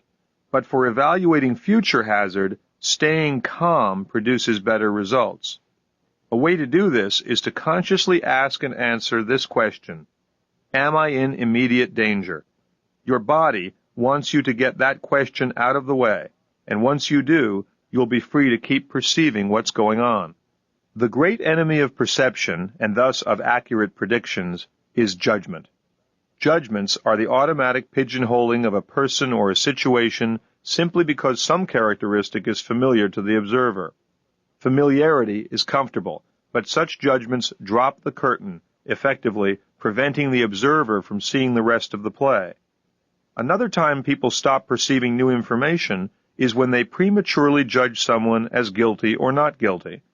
Recall the story of the woman who was certain that the threats she was getting were from the man she had sued. In telling me about it, she provided details that were not necessary to the story, details I call satellites. I could hear them for what they were, valuable information, but she couldn't hear them because she'd already settled on one particular suspect, thus shutting down her perception. The opposite can also happen, as in cases in which people exclude one particular suspect. Find the satellite in this story. A woman named Sally told me, "Someone is terrorizing me, and I've got to figure out who it is. A few weeks ago, a car drove up the hill to my house, and the driver just stared at the front door. I flipped the porch lights on and off, and he left. It happened again the next day, and then the calls started. A man's voice said, 'You should move. It's not safe there for a woman alone. You don't belong there.' I'm so lucky I met Richard Barnes a few days later. He's the guy I'm selling the house to. And you know what? My house really is too remote for a woman alone." What is the satellite in Sally's story? What is the unneeded detail? The name of the man she's selling the house to, Richard Barnes. So I asked her, "Tell me about Richard Barnes." "Oh, he's got nothing to do with this," she said. "He's just the guy who's buying the house. One day as I was getting my mail, he was jogging by, and we started talking. He mentioned how much he loved the bay windows at my house, and one thing led to another. He made an offer the next afternoon." "What about the anonymous calls scared you?" I asked her. "Well," she said, "I was worried that whoever it might be wanted to hurt me, of course." "But the caller said you should move," I pointed out. "Your moving wouldn't serve someone who intended to hurt you. Who would be served by your moving?" "Nobody," she said. And then she took a long pause. "Maybe somebody who wanted to buy my house?" Now you probably know where this is going. Further discussion revealed that Richard Barnes lived in a suburb more than an hour away, so why was he jogging in Sally's neighborhood? He also knew details about her house, such as the bay windows, that a person could only gain by driving up the long driveway. Sally had made a judgment that excluded him as a suspect, and accordingly she left him out of her thinking. Since the motive for nearly all anonymous threats is to influence conduct, I suggest that clients ask who would be served if they took the action that they'd take if they believed the threats would be carried out. This often leads to the identity of the threatener.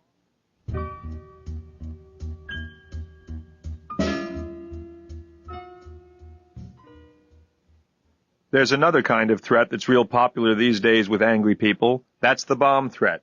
It's amazing how much fear can be caused by a single phone call. It might compel an organization to evacuate a whole building or close for the day. But to believe the caller who says, "I've planted a bomb and it's going off in 3 hours, you have to believe that the person went to the extraordinary trouble and risk of obtaining the bomb components, then found a location where he could be sure nobody would ever see what he was doing, then assembled the bomb, then took the chance of losing his liberty and his life while placing the device, and then for some reason undid it all by making the phone call." At what point do we stop treating anonymous threateners as if they were the most credible people we'd ever heard from, when in fact nearly 100% of these calls are bogus? The answer is at the point where we have greater confidence in our predictions. All of us will encounter some kind of threat during our lives. Hopefully, you won't encounter someone committed to frightening you. You will, however, encounter people just as dedicated, people who refuse to let go. Few situations are more confounding than dealing with people who refuse to let go. We try to predict what they might do next, we worry that they might get angry or dangerous, and we agonize over what strategies will make them stop whatever it is they feel so compelled to continue doing. Imagine that this happened to you instead of to a client of mine. You and your spouse attend a seminar, and an acquaintance there introduces you to Tommy, a preppy-looking, energetic young man. When told about the upcoming expansion of your travel agency business, Tommy lights up with enthusiasm. This chance meeting may not sound like the start of a nightmare, but that's exactly what it was for Mike and Jackie Fetter. Over the chatter of the seminar, Tommy told them his ideas for improving their travel agency business. At the end of the night, Jackie said she liked some of his comments, and Mike said they sounded interesting. They spoke good nights all around, and that was that. 2 days later, Tommy called Mike at his travel agency, following up on the business discussion we started. He wanted to have just a brief meeting, he said, 10 minutes, and rather than hurt his feelings, Mike agreed. That 10-minute meeting turned into a 30-minute meeting. And Tommy said, "When we really clicked on this the other night, I got to thinking, and then his drop-by visit became a formal business proposal for a partnership." When Mike told him he didn't normally work with outside agents, Tommy said he understood. "Oh, I can join the team full-time if that works better." When Mike told him there wasn't an opening, Tommy said, "Oh, I can start anyway, and then we'll formalize it later when something opens up." Persistent, Mike thought. This guy is persistent. That's the mark of those who succeed. Indeed, it was the mark of something, but not success. It was refusing to hear no, a clear sign of trouble in any context. Mike said, "Listen, Tommy, my best agent, Marlene, might be leaving in the next few months. She's getting married, and if that happens, I'll call you and we can revisit the matter." Tommy was disappointed that there wasn't a more concrete result to the meeting, but he said he'd get back in touch with Mike to see if there were ways to move their business into the next inning. He called a week later and asked Mike if he'd made any decisions. "Well, nothing's really changed, Tommy. Marlene and her fiancé haven't set a date yet," and brush off, and the call ended. Tommy called again a week later and asked if he should make any business plans. Well, listen, Tommy," Mike said, "don't plan for anything, because the travel business isn't like that. You never really know what might happen. I hope our paths cross sometime, and I wish you all the luck in the world, and thanks again for your suggestions." Finally, Mike thought, that was that. What a persistent guy, but I'm sure he got the message. About 3 months later, Mike came back from lunch to find 3 messages from Tommy on his voicemail. Mr. Persistent. Before Mike got around to calling him back, Tommy was on the line again. He seemed agitated. "When I called this morning to touch base, they told me that Marlene has been gone for weeks. Hey, we had an agreement, and I'm a little disappointed. I'm very committed to making these ideas work, and I've put a lot of time into it. I sure hope you haven't hired anybody to replace Marlene." The next day, Tommy called again, twice, but Mike didn't return the calls. Tommy left 4 more messages the following week, and Mike finally discussed the matter with his wife. "Hey, I don't feel like I led this guy on, but I must have said or done something that gave him all these hopes. I don't know what else to do, and I sure don't want to make him angry." Mike's wife, Jackie, said, "He already is angry. He was angry the moment we didn't become his best friends and go into business with him. I don't think anything you can say will be heard by him the way you mean it to be heard." Jackie, like most women, had had a lot more experience than Mike in dealing with unwanted persistence. She knew that maybe is sometimes perceived as definitely, that like is sometimes heard as love, and that people who don't hear you don't hear you. If Tommy could read a lifelong partnership into almost nothing, then a response could be taken by him in who knows what way. Contact is fuel for the fire, and Tommy was someone who didn't need much fuel. If you tell someone 10 times that you don't want to talk to him, you are talking to him, 9 more times than you wanted to. If you call him back after he leaves 20 messages, you simply teach him that the cost of getting a call back is 20 messages. For 2 weeks there were no more calls from Tommy, but then came another message. Mike felt that he really had to put a stop to this now. "What is it with you?" he asked Tommy. "We aren't going to be working together, period. Don't you hear me? That should have been clear from the start, but you don't listen. I don't want to talk to you about it anymore, all right?" Finally, Mike thought he'd gotten through to the guy. Until a week later, when there was a Federal Express envelope from Tommy with a note requesting that Mike sign an enclosed letter of reference for the bank. Even though Mike felt that he'd made his last call, he decided to respond. To his relief, Mike reached an answering machine, and he left this message. "Listen, Tommy, I don't feel comfortable signing the reference letter you sent, but I wish you the best of luck." People who refuse to let go often make small requests that appear reasonable, like the request for a letter of reference, though the real purpose of such requests is to cement attachment or gain new reasons for contact. Within a few hours, Tommy left another message for Mike. "I'm not surprised you didn't have the courage to talk to me directly. It would have taken less time to sign that letter than it did to leave me your condescending message. Please mail me the unsigned letter back immediately." Unfortunately, Mike had thrown the letter away, and now Tommy had another issue to chew on. The next day there was another message from Tommy. "No need to call me back, Mike. I just thought I'd let you know that you're an asshole. I want that letter back." The next day, Mike's voicemail had 3 more messages from Tommy. One of them left at 2 a.m.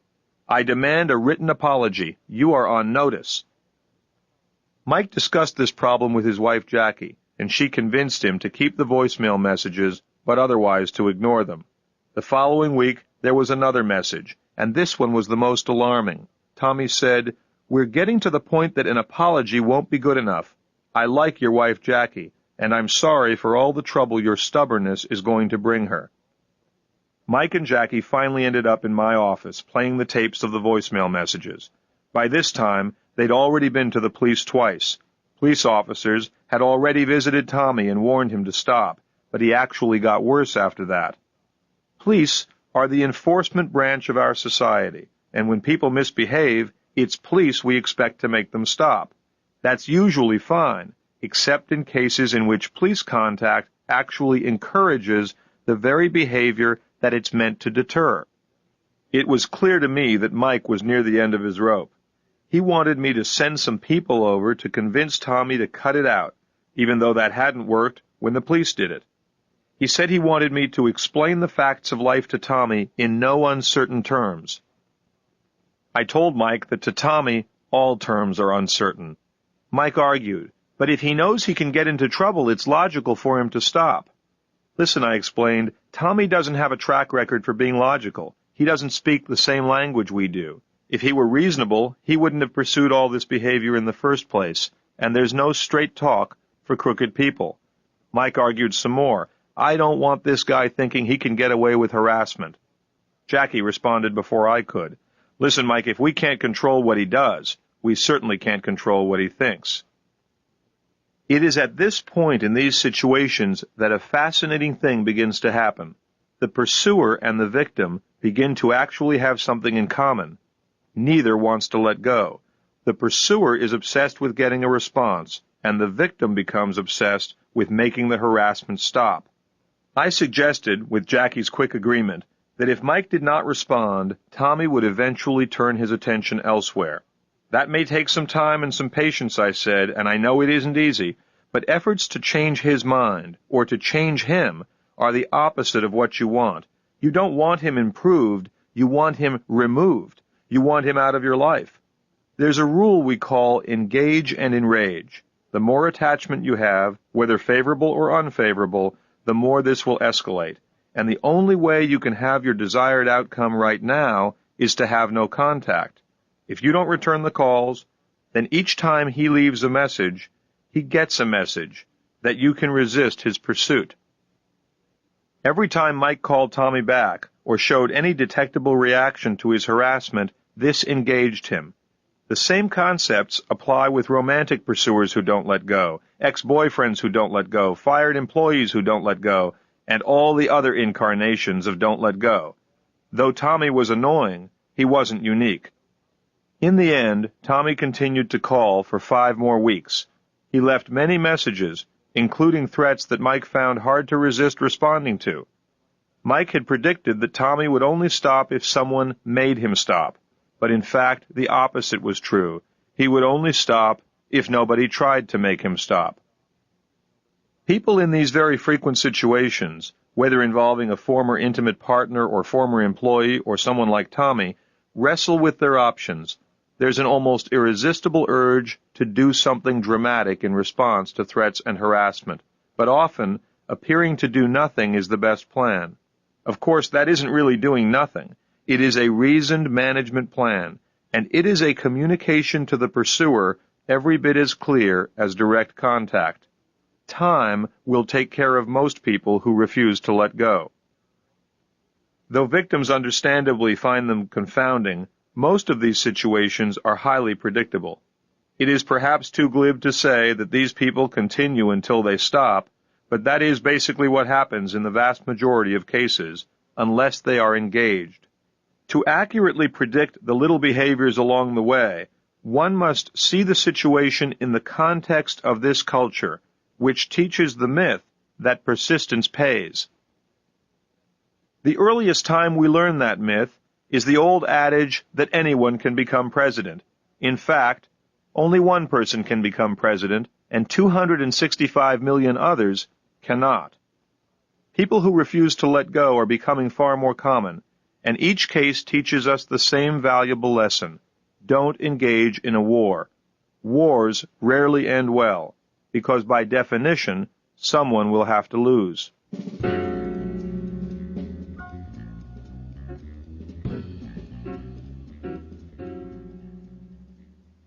You probably don't remember hearing the name Pat Sherrill, but he is one of the reasons that when you think of shooting sprees at work, you think of the U.S. Postal Service. In 1986, soon after his supervisors threatened to fire him, Sherrill shot 20 co-workers, 14 of whom died, and then he killed himself. Though Sherrill's attack was a bloodbath, within the year, another angry employee would make it look like a minor incident by comparison. A U.S. air worker named David Burke was the man in the news this time. After the incident, reporters learned plenty of things about Burke that U.S. Air could have benefited from knowing when they decided to hire him. He had a history that included drug trafficking, shoplifting, and auto theft, as well as violence toward his girlfriend. Burke's troubling behavior went with him to work, where he left a death threat on the answering machine of his supervisor, Ray Thompson. When U.S. Air fired Burke, they failed to take back his airport ID badge. Because of that badge, the woman operating the metal detector waved Burke around it and said, "Have a nice day." He replied, "I'll have a very nice day," and then walked into Thompson's office and demanded his job back. Thompson said no and cut the discussion short because he was flying to San Francisco. Soon after, Burke stood in line and bought a ticket for the same flight. After takeoff, Burke wrote a note to Thompson on an air sickness bag. "Hi, I think it's sort of ironical that we end up like this. I asked for some leniency for my family, remember? And I got none, and you'll get none." At 22,000 feet, the flight crew heard 2 shots. Burke had just killed Ray Thompson. They immediately radioed air traffic controllers, "There's gunfire aboard." Seconds later, the plane's black box recorded 3 more shots, then some commotion, and then a final shot. The tower tried to recontact the pilots, but the jet was no longer under their control.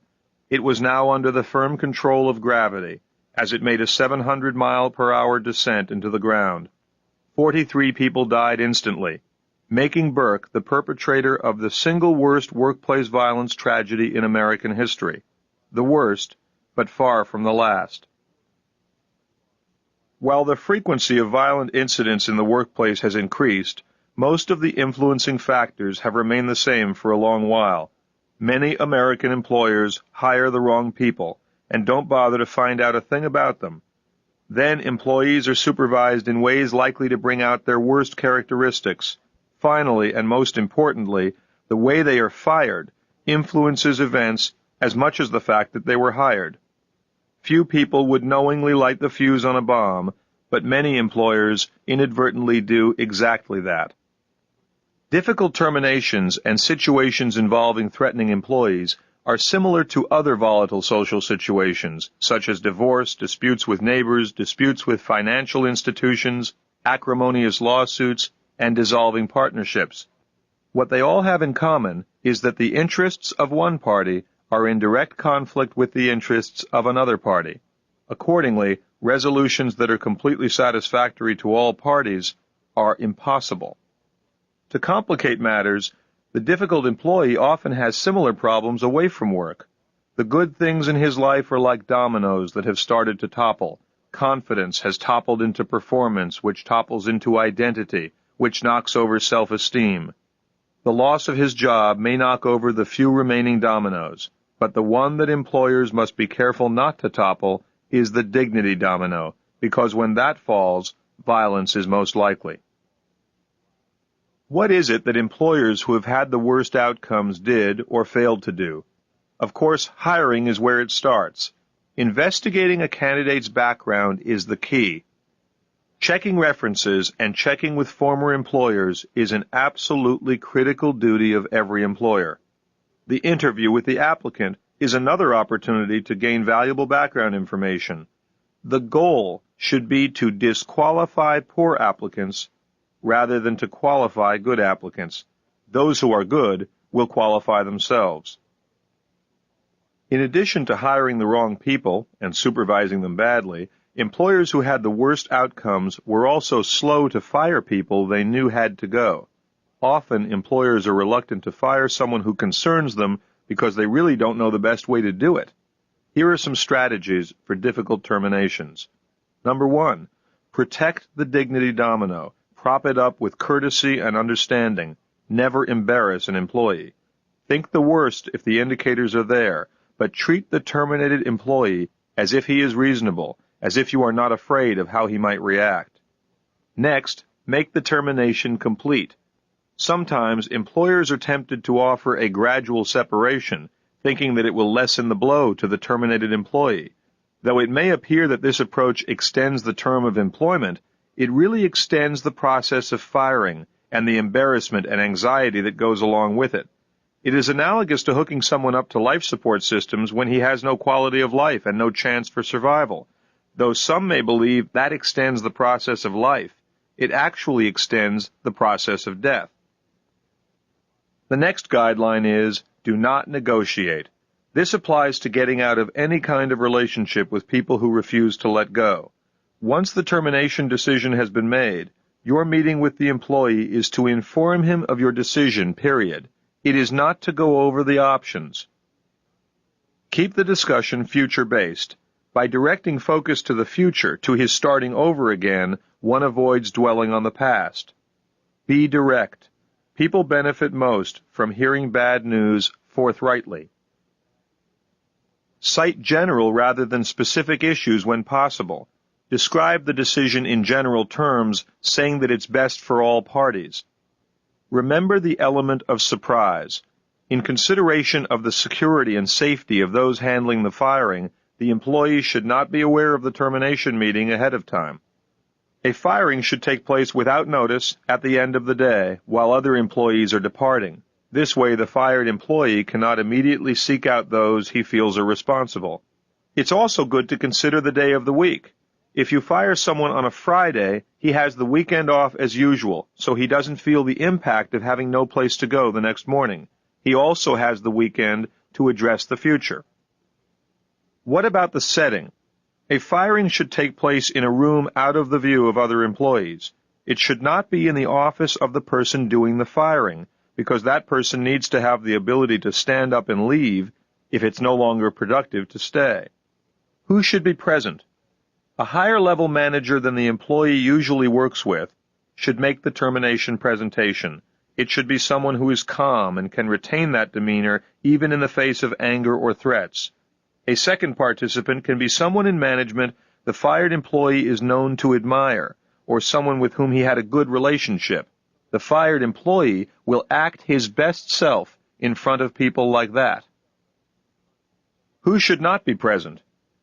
Armed security guards or local police or Big Ed from the loading dock should not be part of the termination meeting. No equal co-worker or direct supervisor should be present either. The manager shows strength by not appearing to need any reinforcements. What is the best way to respond to threats in a termination meeting? Well, remember that the value of threats is determined by our reaction. Even in the cases in which the threats are determined to be serious, and thus call for interventions or extensive preparations, we advise clients never to show the threatener a high appraisal of his words and never to show fear. That doesn't mean that they shouldn't take precautions. All termination meetings, whether they go well or poorly, provide valuable insights into how the fired employee is going to behave later, and as important, the meeting will show the fired employee how management is likely to behave. The worst possible reaction to a threat is a counter-threat. Counter-threats engage the threatener and put you on his playing field. You want exactly the opposite, which is to disengage and play by your own rules.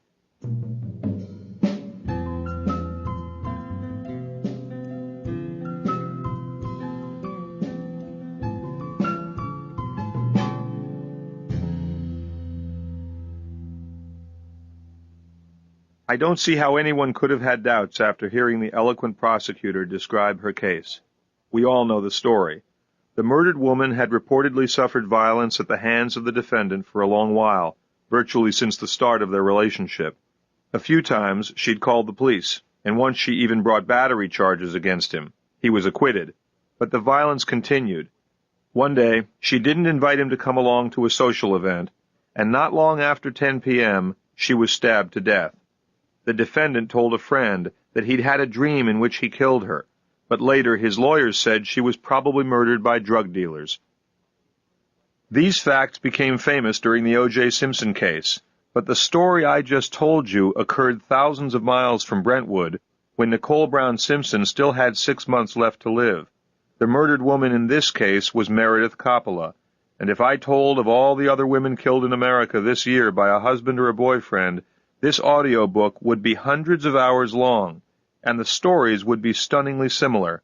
Only the names and a few details would change. I worked with the prosecution on the stalking aspects of the Simpson criminal trial, and later on the civil suit brought by the Goldman family. But I don't discuss the case here as an advocate. In one sense, it's nothing more than another example of this common crime. In another sense, however, it is much more. It is, ultimately, an American myth about Daddy killing Mommy and getting away with it. Whatever your opinion of the case, that myth is part of its legacy. What was clear in the Simpson case is that while Ron Goldman may have been in the wrong place at the wrong time, Nicole had been in the wrong place for a long time. This concept of a long, slow crime is what I want to focus on as we discuss predicting and preventing spousal homicide. There are many reliable pre-incident indicators associated with family violence and murder. Here's a list of some. The woman has intuitive feelings she is at risk. At the inception of the relationship, the man accelerated the pace, prematurely placing on the agenda such things as commitment and living together and marriage. He resolved conflict with intimidation, bullying, and violence. He was verbally abusive. He used threats and intimidation as instruments of control or abuse. This included threats to harm physically, to defame, to embarrass, to restrict freedom, to disclose secrets, to cut off support, to abandon, or to commit suicide.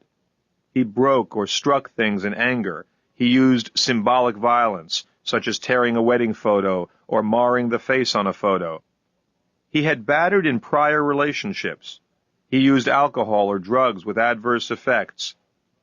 This type of man cited alcohol or drugs as an excuse or explanation for hostile and violent conduct. His history often included police encounters for behavioral offenses, such as threats or stalking, assault, and battery. There had been more than one incident of violent behavior, including vandalism and breaking things and throwing things. Such a man may have used money to control the activities, purchases, and behavior of his wife. He became jealous of anyone or anything that took her time away from the relationship and kept her on a tight leash, requiring that she account for her time. This type of man refused to accept rejection and expected the relationship to go on forever, perhaps even using phrases like together for life or always or no matter what. Those men likely to escalate their violence to homicide tend to minimize incidents of abuse. They try to enlist their wives' friends or relatives in a campaign to keep or recover the relationship. Such men resist change, and they are often described as inflexible or unwilling to compromise. They identify with or compare themselves to violent people in films and news stories, fiction, or history. Often they characterize the violence of others as justified.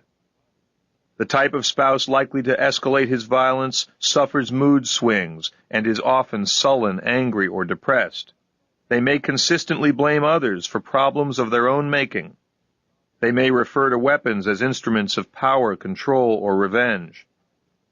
Often such men are fascinated with weapons. They may own guns, collect guns, or constantly talk about guns.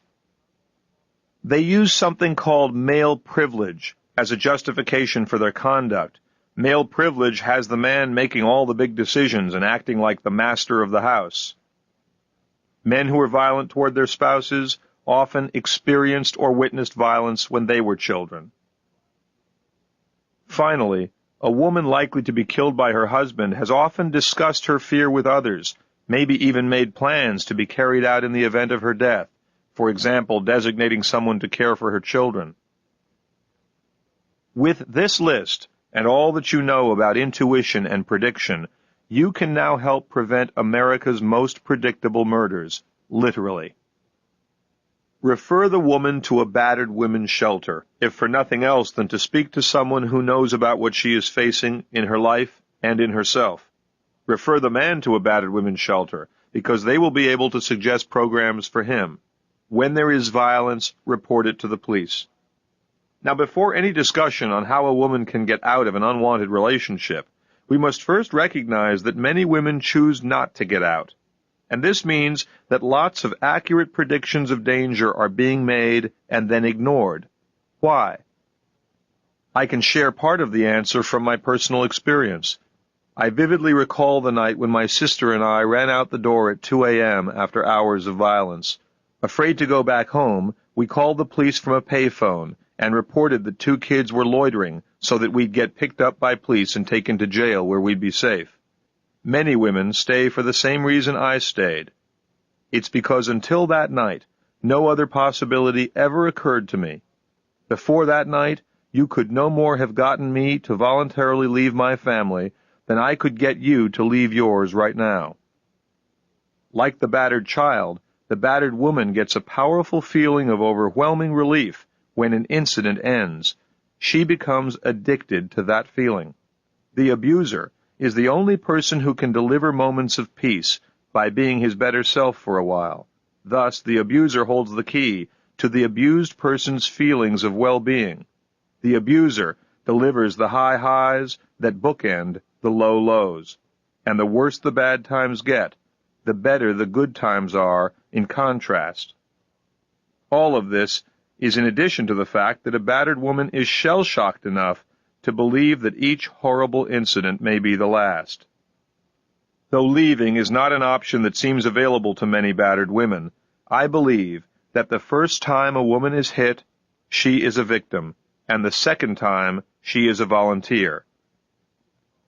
Invariably, after a television interview or speech in which I say this, I hear from people who feel that I don't understand the dynamic of battery, that I don't understand the syndrome. In fact, I have a deep and personal understanding of the syndrome, but I never pass up an opportunity to make clear that staying is a choice. For those who argue that it isn't, I ask, is it a choice when a woman finally does leave, or is there some syndrome to explain leaving as if it too is involuntary? I believe it is critical for a woman to view staying as a choice, for only then can leaving be viewed as a choice. A dangerous myth about spousal killings is that they happen in the heat of argument. In fact, the majority of husbands who kill their wives stalk them first. Far from a crime of passion, killing a wife is usually a decision, not a loss of control. Even the phrase crime of passion has contributed to our widespread misunderstanding of this violence. It is not the description of a crime. That is the description of an excuse, of a defense. Since 75% of spousal murders happen after the woman leaves, it is estrangement, not argument, that begets the worst violence. In the end, stalking is not just about cases of fatal attraction. Far more often, it is about cases of fatal inaction, in which the woman stayed too long. So, how does the system usually respond to society's most predictable murder risk? It tells the woman to go to civil court and sue her abuser to stay away. In many states, this is called a temporary restraining order because it is expected to restrain the pursuer. In some states, it's called a protection order, expected to protect the victim. In fact, on its own, it doesn't achieve either goal. Restraining orders have long been homework assignments that police give women to prove they're really committed to getting away. The orders do get the troubled women out of the police station and headed for court, perhaps to have continuing problems, perhaps not. And the orders do make arrests simpler if the man continues his unwanted pursuit. Thus, they clearly serve police and prosecutors, but restraining orders do not always serve victims. Tammy Marie Davis's husband beat and terrorized her and their 21-month-old child. Right after he was served with a restraining order that Tammy had obtained, he shot and killed her. She was 19 years old. Donna Montgomery's husband had held a gun to her head and stalked her, so she got a restraining order. He came to the bank where she worked and killed her, and then himself. Teresa Bender obtained a restraining order that her husband quickly violated. Even though he was arrested, she remained so committed to her safety that she arranged for 2 male co-workers to accompany her to and from work. Her husband was equally committed. He shot all 3 to death before turning the gun on himself. The last case I'll cite is that of Betsy Murray. Her husband violated his temporary restraining order 13 times. And what was the advice of police? Get another restraining order. He reacted to all this by telling her, marriage is for life, and the only way out is death. When nothing else worked for her safety, Betsy went into hiding, and even after police assured her that her husband had fled the country to avoid being arrested again, she still kept her new address a secret. When she stopped by her old apartment one day to collect mail that a neighbor had been holding, her estranged husband killed her and then himself. He had been stalking her for more than 6 months. It's important to point out here that restraining orders do work in about 2/3 of cases, but it's equally important to recognize that they don't work in about 1/3 of cases, and in some cases they worsen the situation. Accordingly, no woman should obtain a restraining order unless she believes it will help her circumstance, no matter what police may say. The fact that so many of these murderers also commit suicide tells us something. It tells us that refusing to accept rejection is more important to them than life itself. By the time they reach this point, are they really going to be deterred by a court order? A glib response is that the temporary restraining order can't make things worse. But here's the rub. The restraining order does hurt by convincing the woman that she is safe. The bottom line is that there is really only one good reason to get a restraining order in the case of wife abuse, and that is the woman believes the man will honor it and leave her alone. If a victim or a professional in the system gets a restraining order to stop someone from committing murder, they have probably applied the wrong strategy. So what can we tell a woman who thinks she might be killed? Seek and apply strategies that make you unavailable to your pursuer. If you really believe you are at risk, battered women's shelters provide the best way to be safe. Shelter locations are secret, and the professionals there understand what the legal system often doesn't, that the issue is safety, not justice. Shelters are where the safety is, where the guidance is, and where the wisdom is.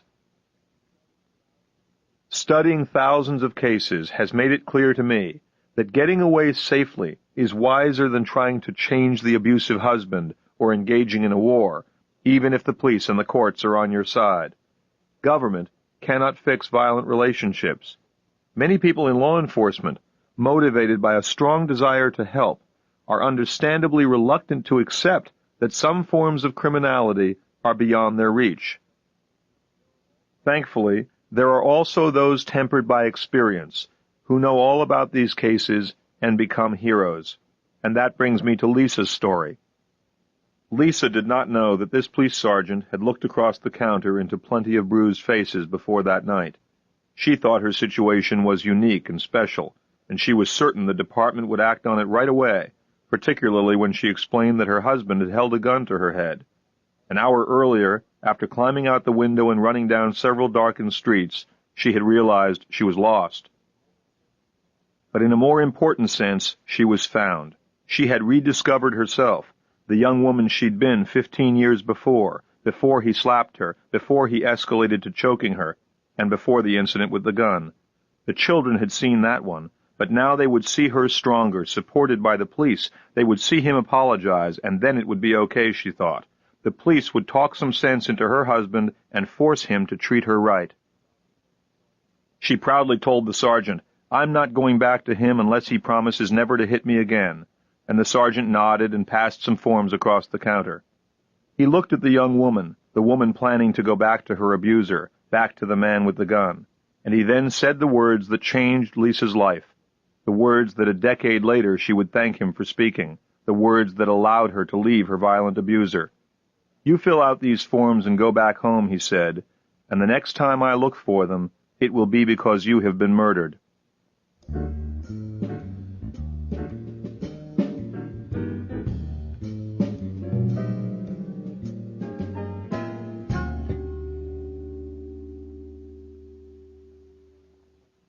I was trying to let him down easy.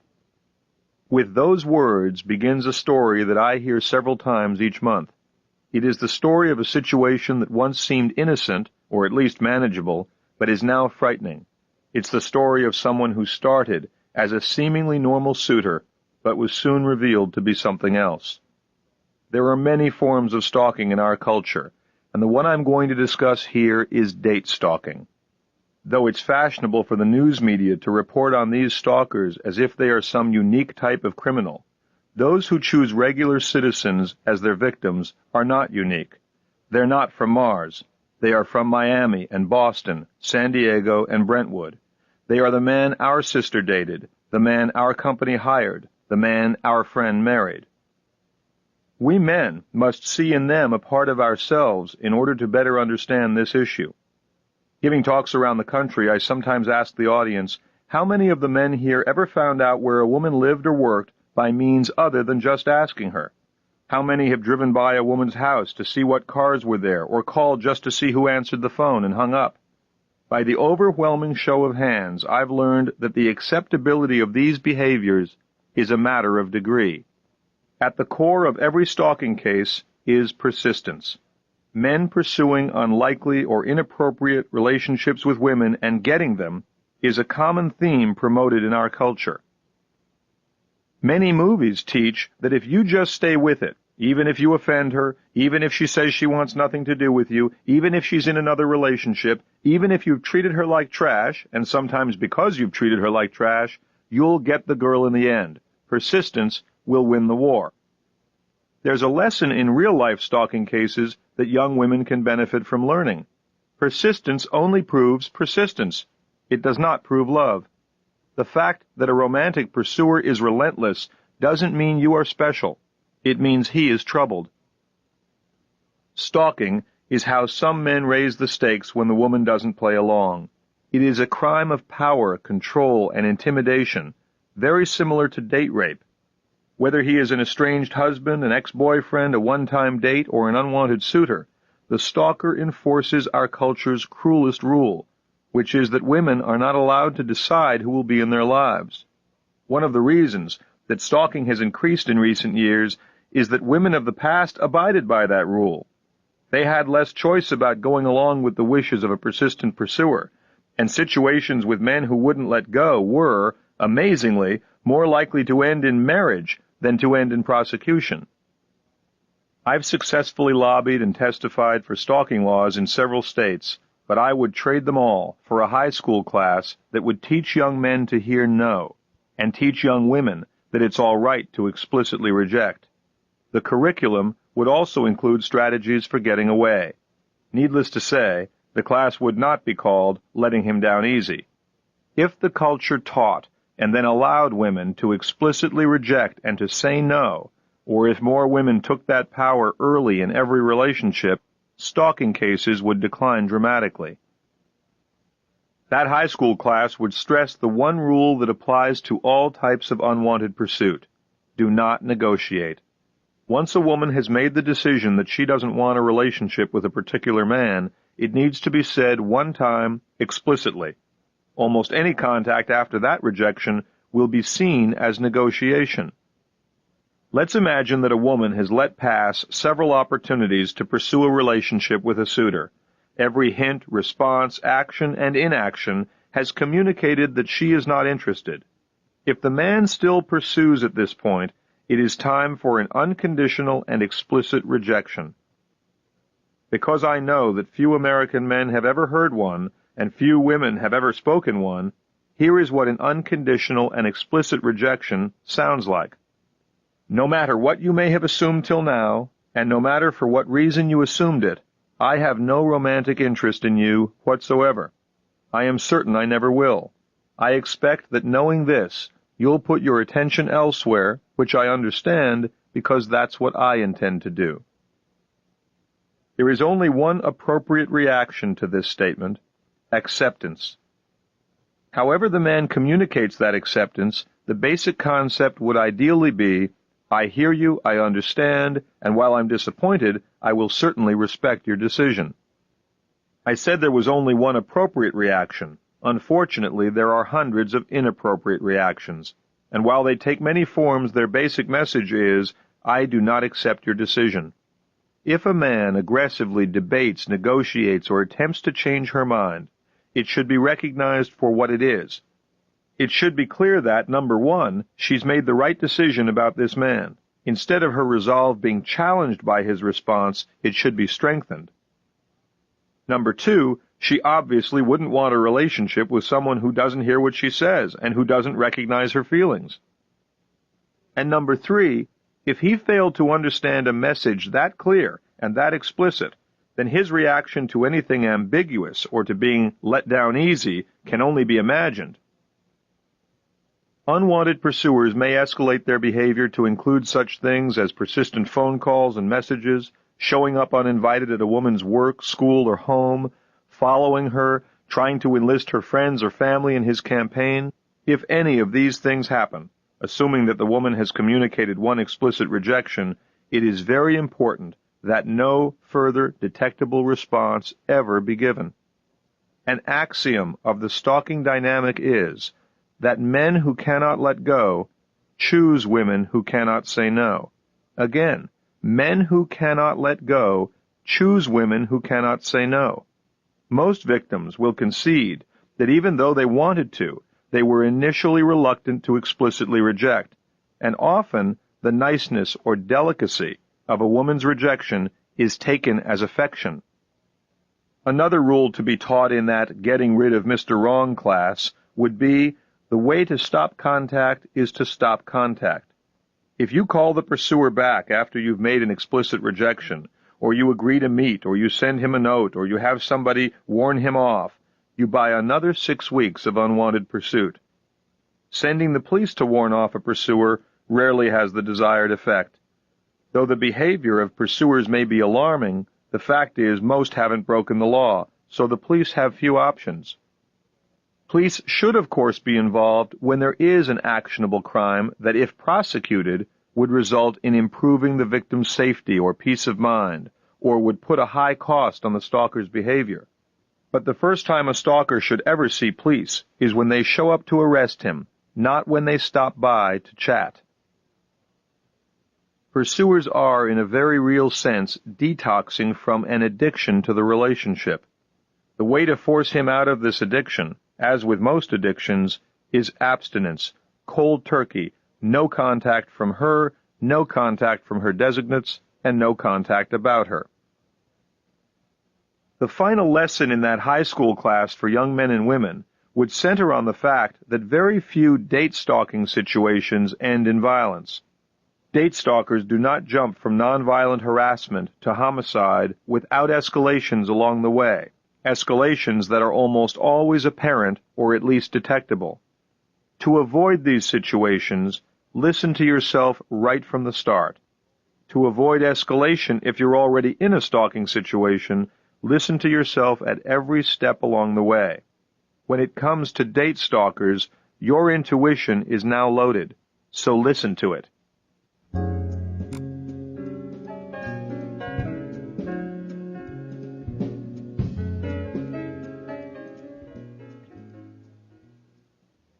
Children kill their parents far less frequently than parents kill their children, but the cases so fascinate the public that it might seem they happen frequently. In fact, any kind of murder by a young person is relatively rare. Though Americans under 18 make up almost 25% of the population, they commit less than 10% of the murders. Even so, people are afraid of teenagers, and at times with good reason. So you'll know which times those are, I want to inform your intuition accurately. Most people killed by teenagers are known to them, but about 1 in 5 is a stranger killed during a robbery, usually because the teenager panicked or because of peer pressure.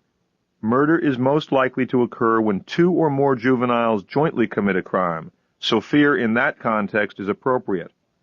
An astonishing 75% of homicides by young people occur when they are high or drunk, so encountering criminal teenagers under the influence is most dangerous. Most young murderers kill within the family, many shooting abusive fathers or stepfathers, which is no surprise. You will, however, be surprised at how young they can be. A boy I'll call Robbie shot and killed his father after watching his mother being beaten. The drunk father had left a gun on the table, and though Robbie confessed to the killing, few people initially believed that he could have done it. That's because he was only 3 years old.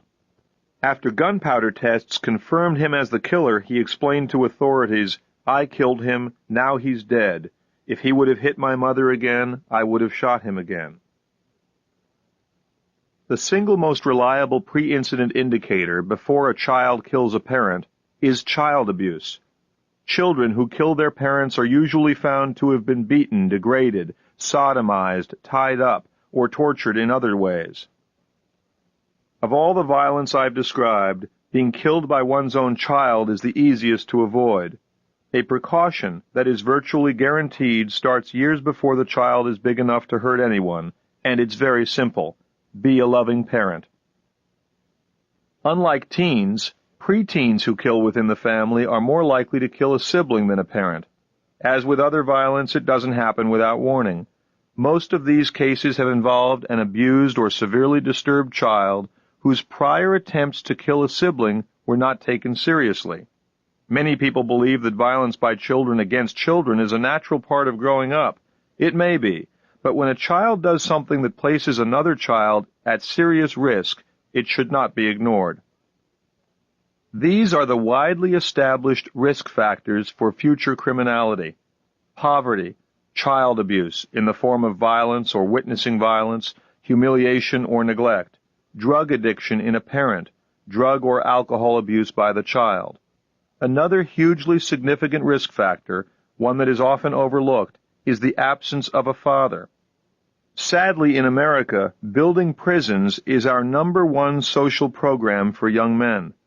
Recently, I met with a group of men graduating from that social program.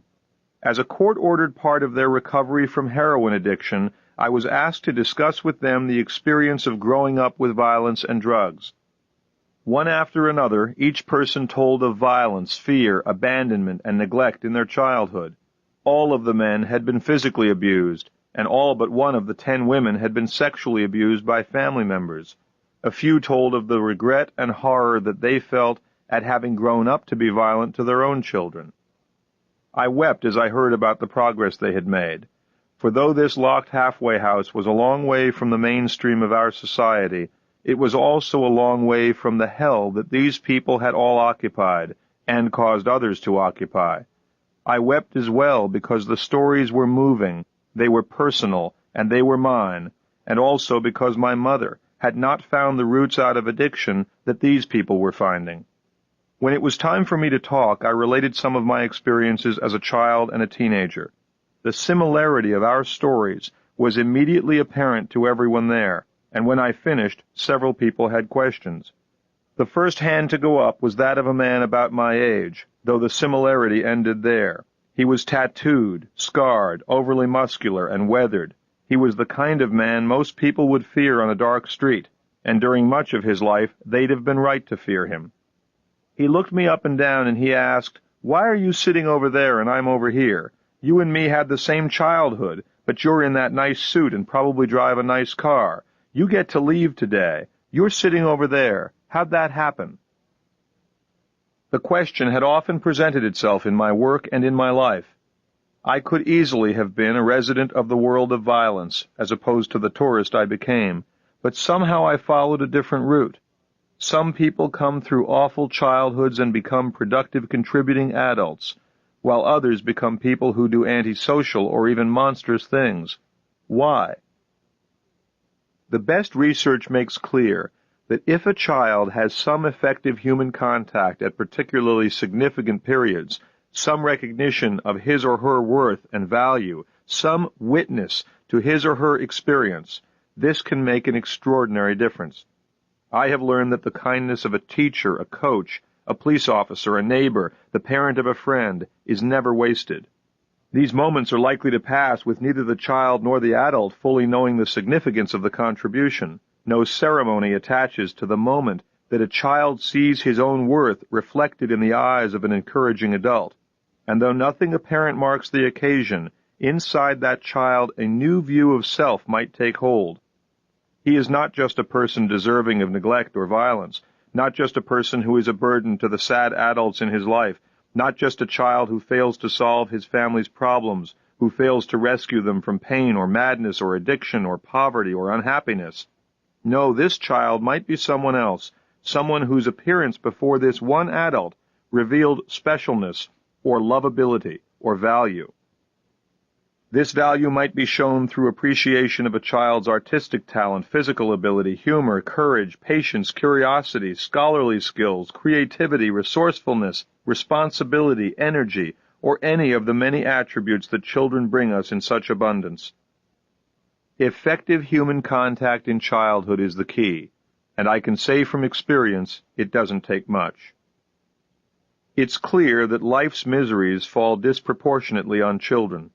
Throughout history, half of all children have failed to reach adulthood. Considering this, and all that we know about violence against young people, they have much more reason to be afraid of us than we have to be afraid of them.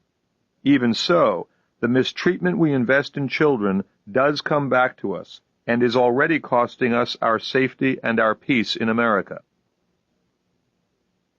If only more abused children could know that they are the residents of their homes, not the architects, then they might believe that where they are will not limit where they might go. Until America focuses shame on perpetrators instead of victims, these children will have children, and the war they thought was over won't be over, for them or for us.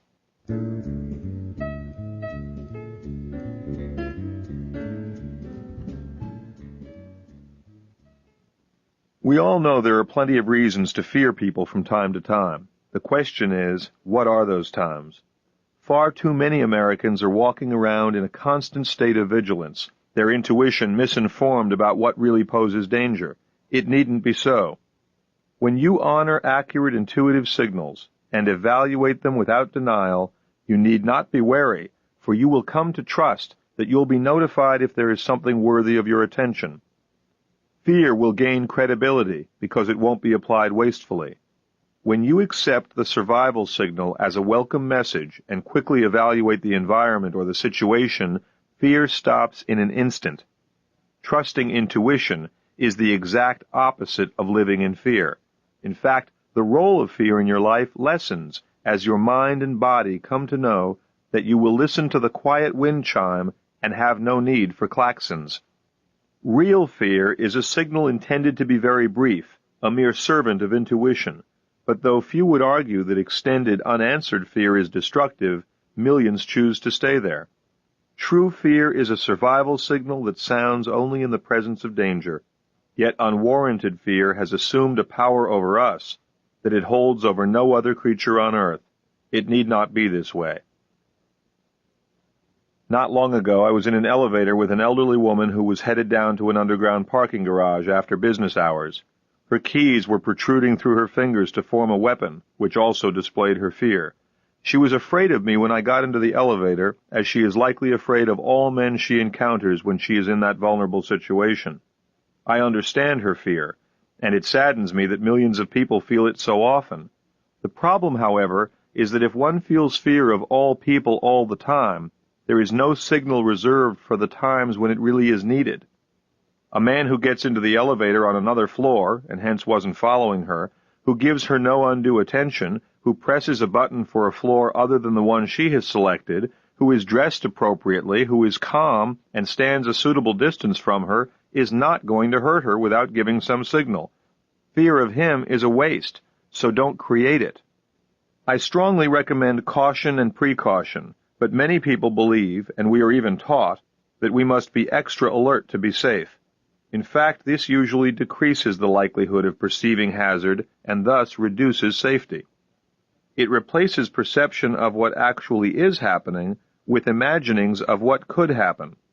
We are far more open to every signal when we don't focus on the expectation of specific signals. When we worry that someone could jump out from behind that car or that bush, we don't perceive what's actually going on around us. Precautions are constructive, whereas remaining in a state of fear is destructive. It can also lead to panic, and panic itself is usually far more dangerous than the outcome we dread.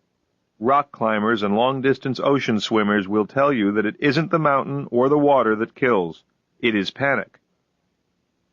There are two rules about fear, and if you accept them, they can improve your use of it and reduce its frequency and literally transform your experience of life. That's a big claim, I know, but don't be afraid to consider it with an open mind. Rule number 1 is, the very fact that you fear something is solid evidence that it is not happening. Fear summons powerful predictive resources that tell us what might come next.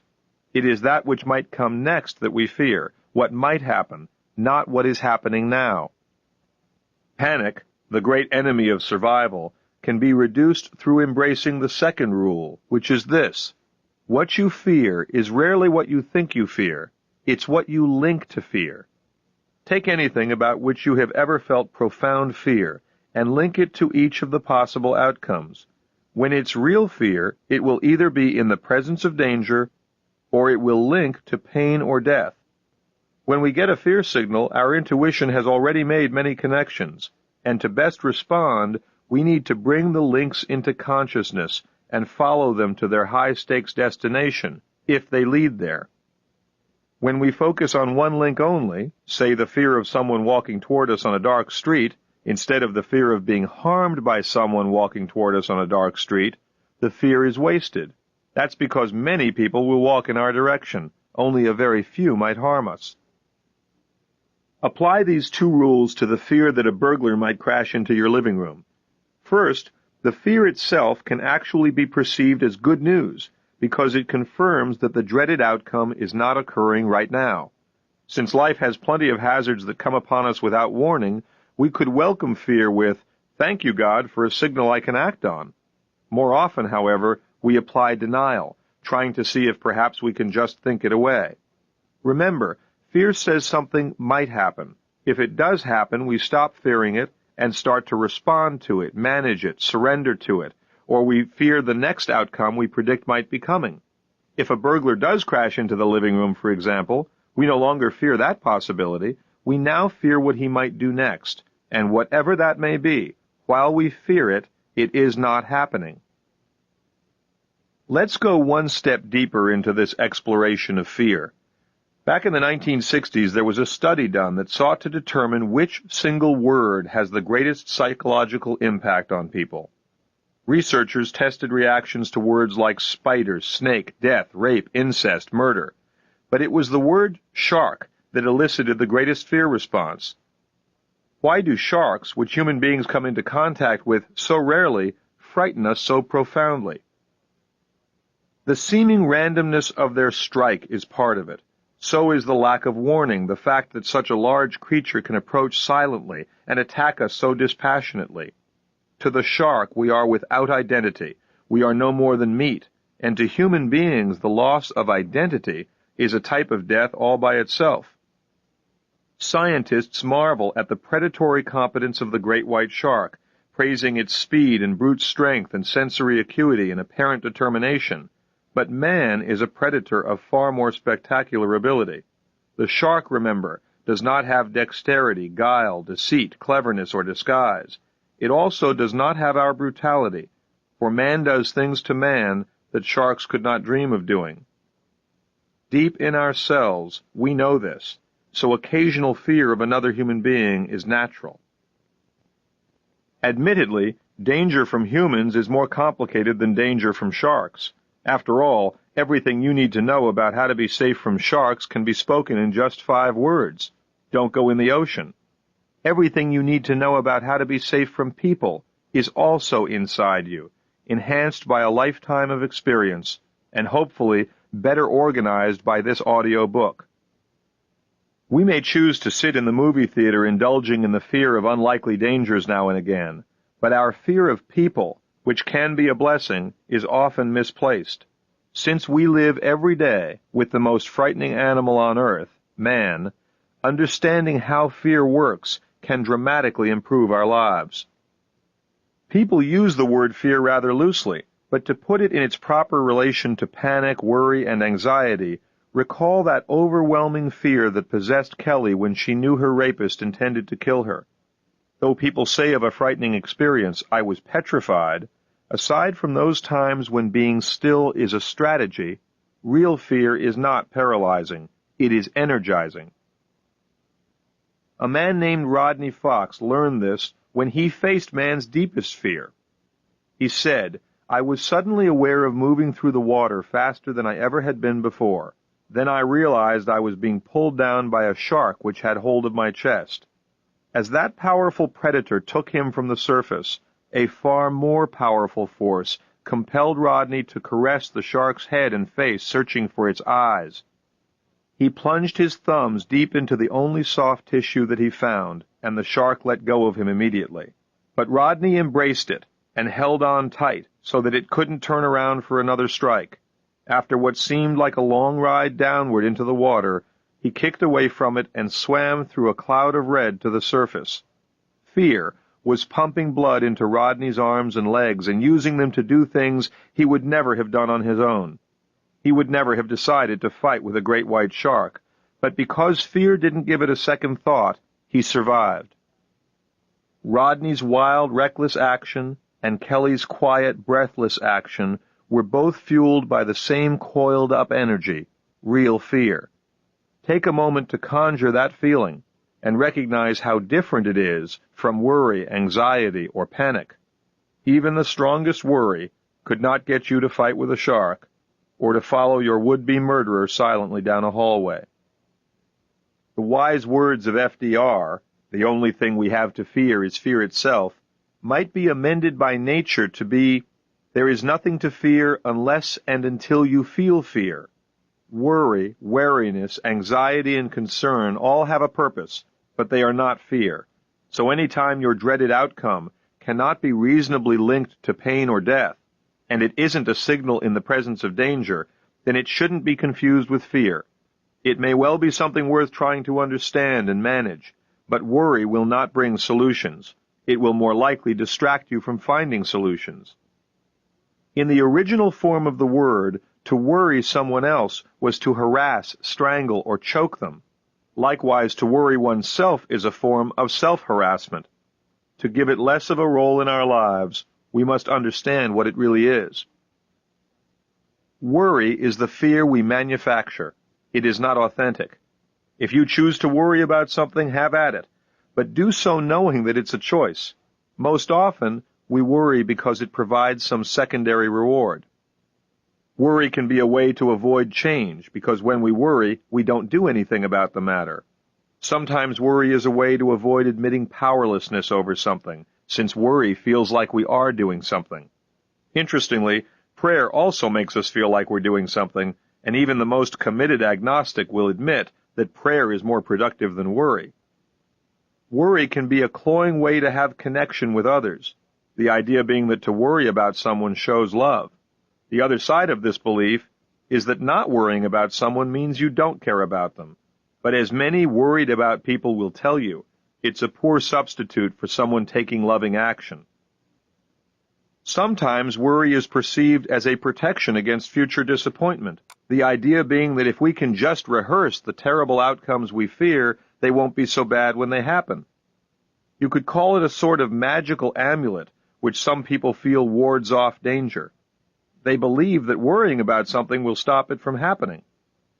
The interesting irony is that most of what people worry about actually has a very low probability of occurring, because we tend to take action about those things we feel are likely to occur.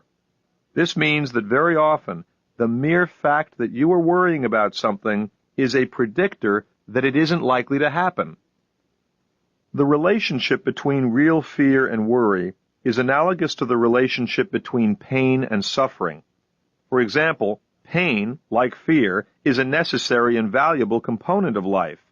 Suffering and worry are destructive and unnecessary components of life. Remember that great humanitarians have worked to end suffering, not pain. Pain is a signal that tells us we may have some health issue or some safety issue. We want pain. We don't want suffering. Likewise, we want fear, which is a signal in the presence of danger, but we don't want worry.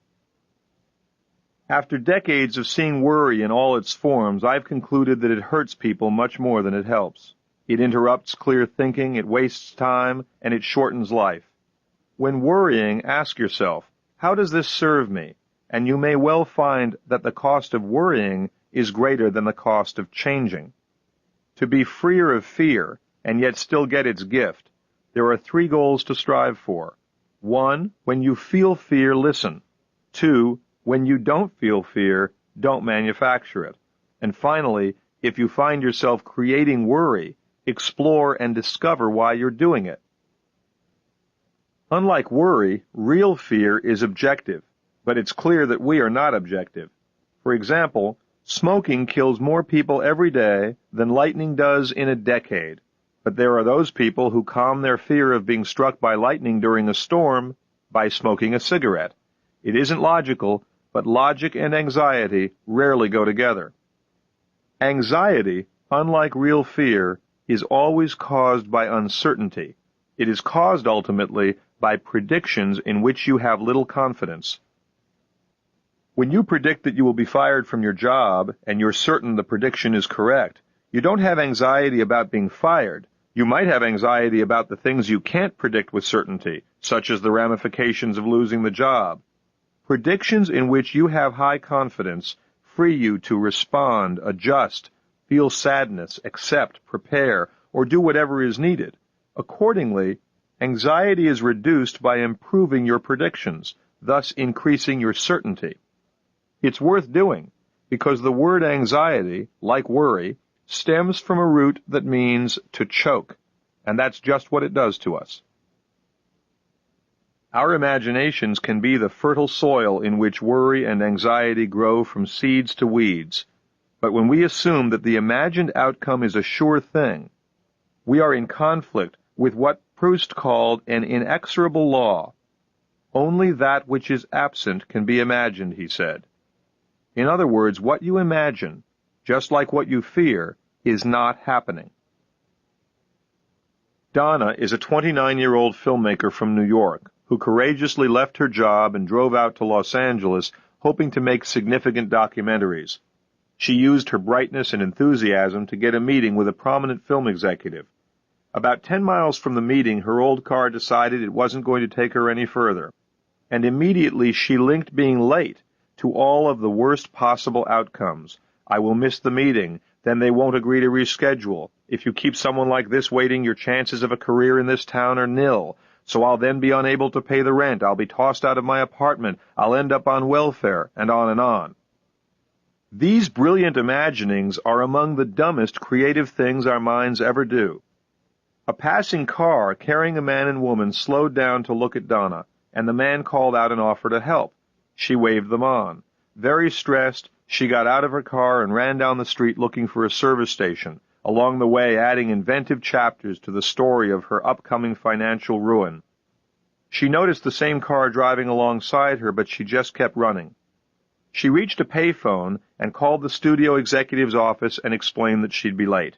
They told her the meeting could not be rescheduled. The career that she envisioned ended in that phone booth. Donna slumped and started crying just as that same car pulled slowly toward the phone booth. Even though these people had been following her, she wasn't afraid. The man stayed in the car while the woman got out and tapped on the glass, and she said, "Is that you? Is that you?" Through tears, Donna looked up to see the face of Jeanette, a dear friend with whom she'd shared an apartment in college. Jeanette and her boyfriend rushed Donna to the meeting. She didn't get the job, by the way, and then took her to lunch. Within a few weeks, Donna and Jeanette were partners in a new business of finding art and antiques around the world. They became so successful that within 2 years, Donna had saved enough money to co-finance her first documentary film. Now, few of us would predict that unexpected, undesired events would lead to great things, but very often we'd be more accurate if we did. The history of invention is filled with perceived failures that became unpredicted successes.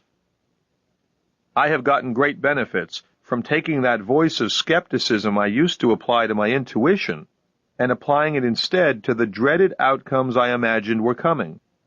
Worry, you will find, will almost always buckle under a vigorous interrogation.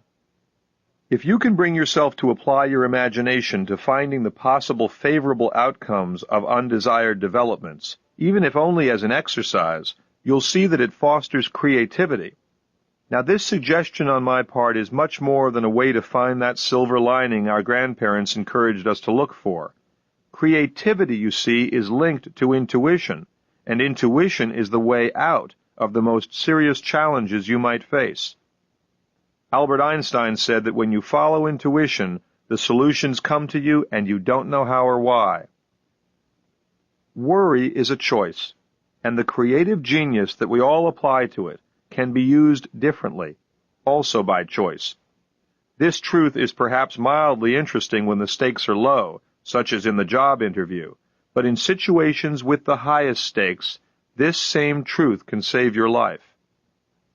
I've spent much of my career trying to make accurate predictions of which bad thing might happen next, and admittedly this skill has been a powerful asset because people are eager to hear forecasts of every possible tragedy. Just one indication of this is the fact that television in large cities devotes as much as 40 hours a day to telling us about those people who have fallen prey to some disaster and to exploring what calamities might be coming next. Though local news rarely provides new or relevant information about safety, its urgent delivery mimics importance, and thus it gets our attention, much as someone would if they burst into your home and yelled, "Don't go outside or you'll be killed. Listen to me to save your life." That's the way local television news works as a business. Fear, of course, does have a rightful place in our lives, but it isn't the marketplace. Local news has become little more than the violent wallpaper of our lives. Understanding how TV news works and what it does to you is directly relevant to your safety and well-being. First, the fear of crime is itself a form of victimization. I believe that fear of violence kills more people in America every year than violence itself, through such things as heart disease and stress-related disorders and high blood pressure. But there is much more practical issue involved. Being exposed to constant alarm and urgency shell-shocks us to the point that it becomes impossible to separate the survival signal from the soundbite. We get a distorted view of what actually poses a hazard to us.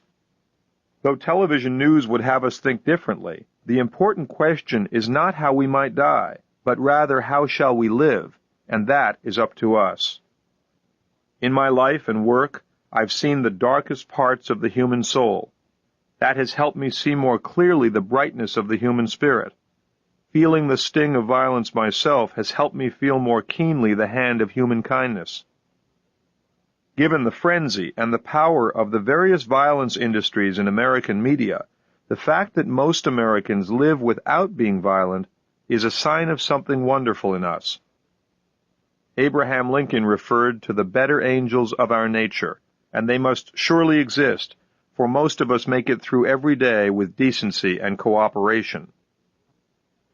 Having spent years preparing for the worst, I have finally arrived at this wisdom.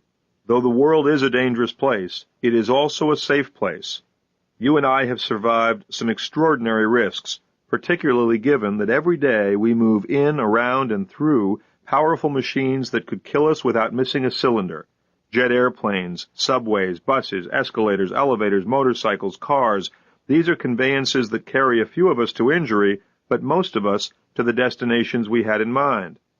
We are surrounded by toxic chemicals, and our homes are literally hooked up to explosive gases and lethal currents of electricity. Most frightening of all, we live among armed and often angry countrymen. Taken together, these things make every day a high-stakes obstacle course our ancestors would shudder at. But the fact is, we are usually delivered through it. Still, Rather than be amazed at the wonder of it all, millions of people are actually looking for things to worry about. Near the end of his life, Mark Twain wisely said, "I have had a great many troubles, but most of them never happened." You now know a great deal about predicting and avoiding violence, from the dangers posed by strangers to the brutality inflicted on friends and family members, from the everyday violence that can touch anyone to the extraordinary violence that will touch only a few. With your intuition better informed, I hope you will have less unwarranted fear of people. I hope you'll harness and respect your ability to recognize survival signals. Most important, I hope you'll see hazard only in those storm clouds where it exists, and live life more fully in the clear skies between them.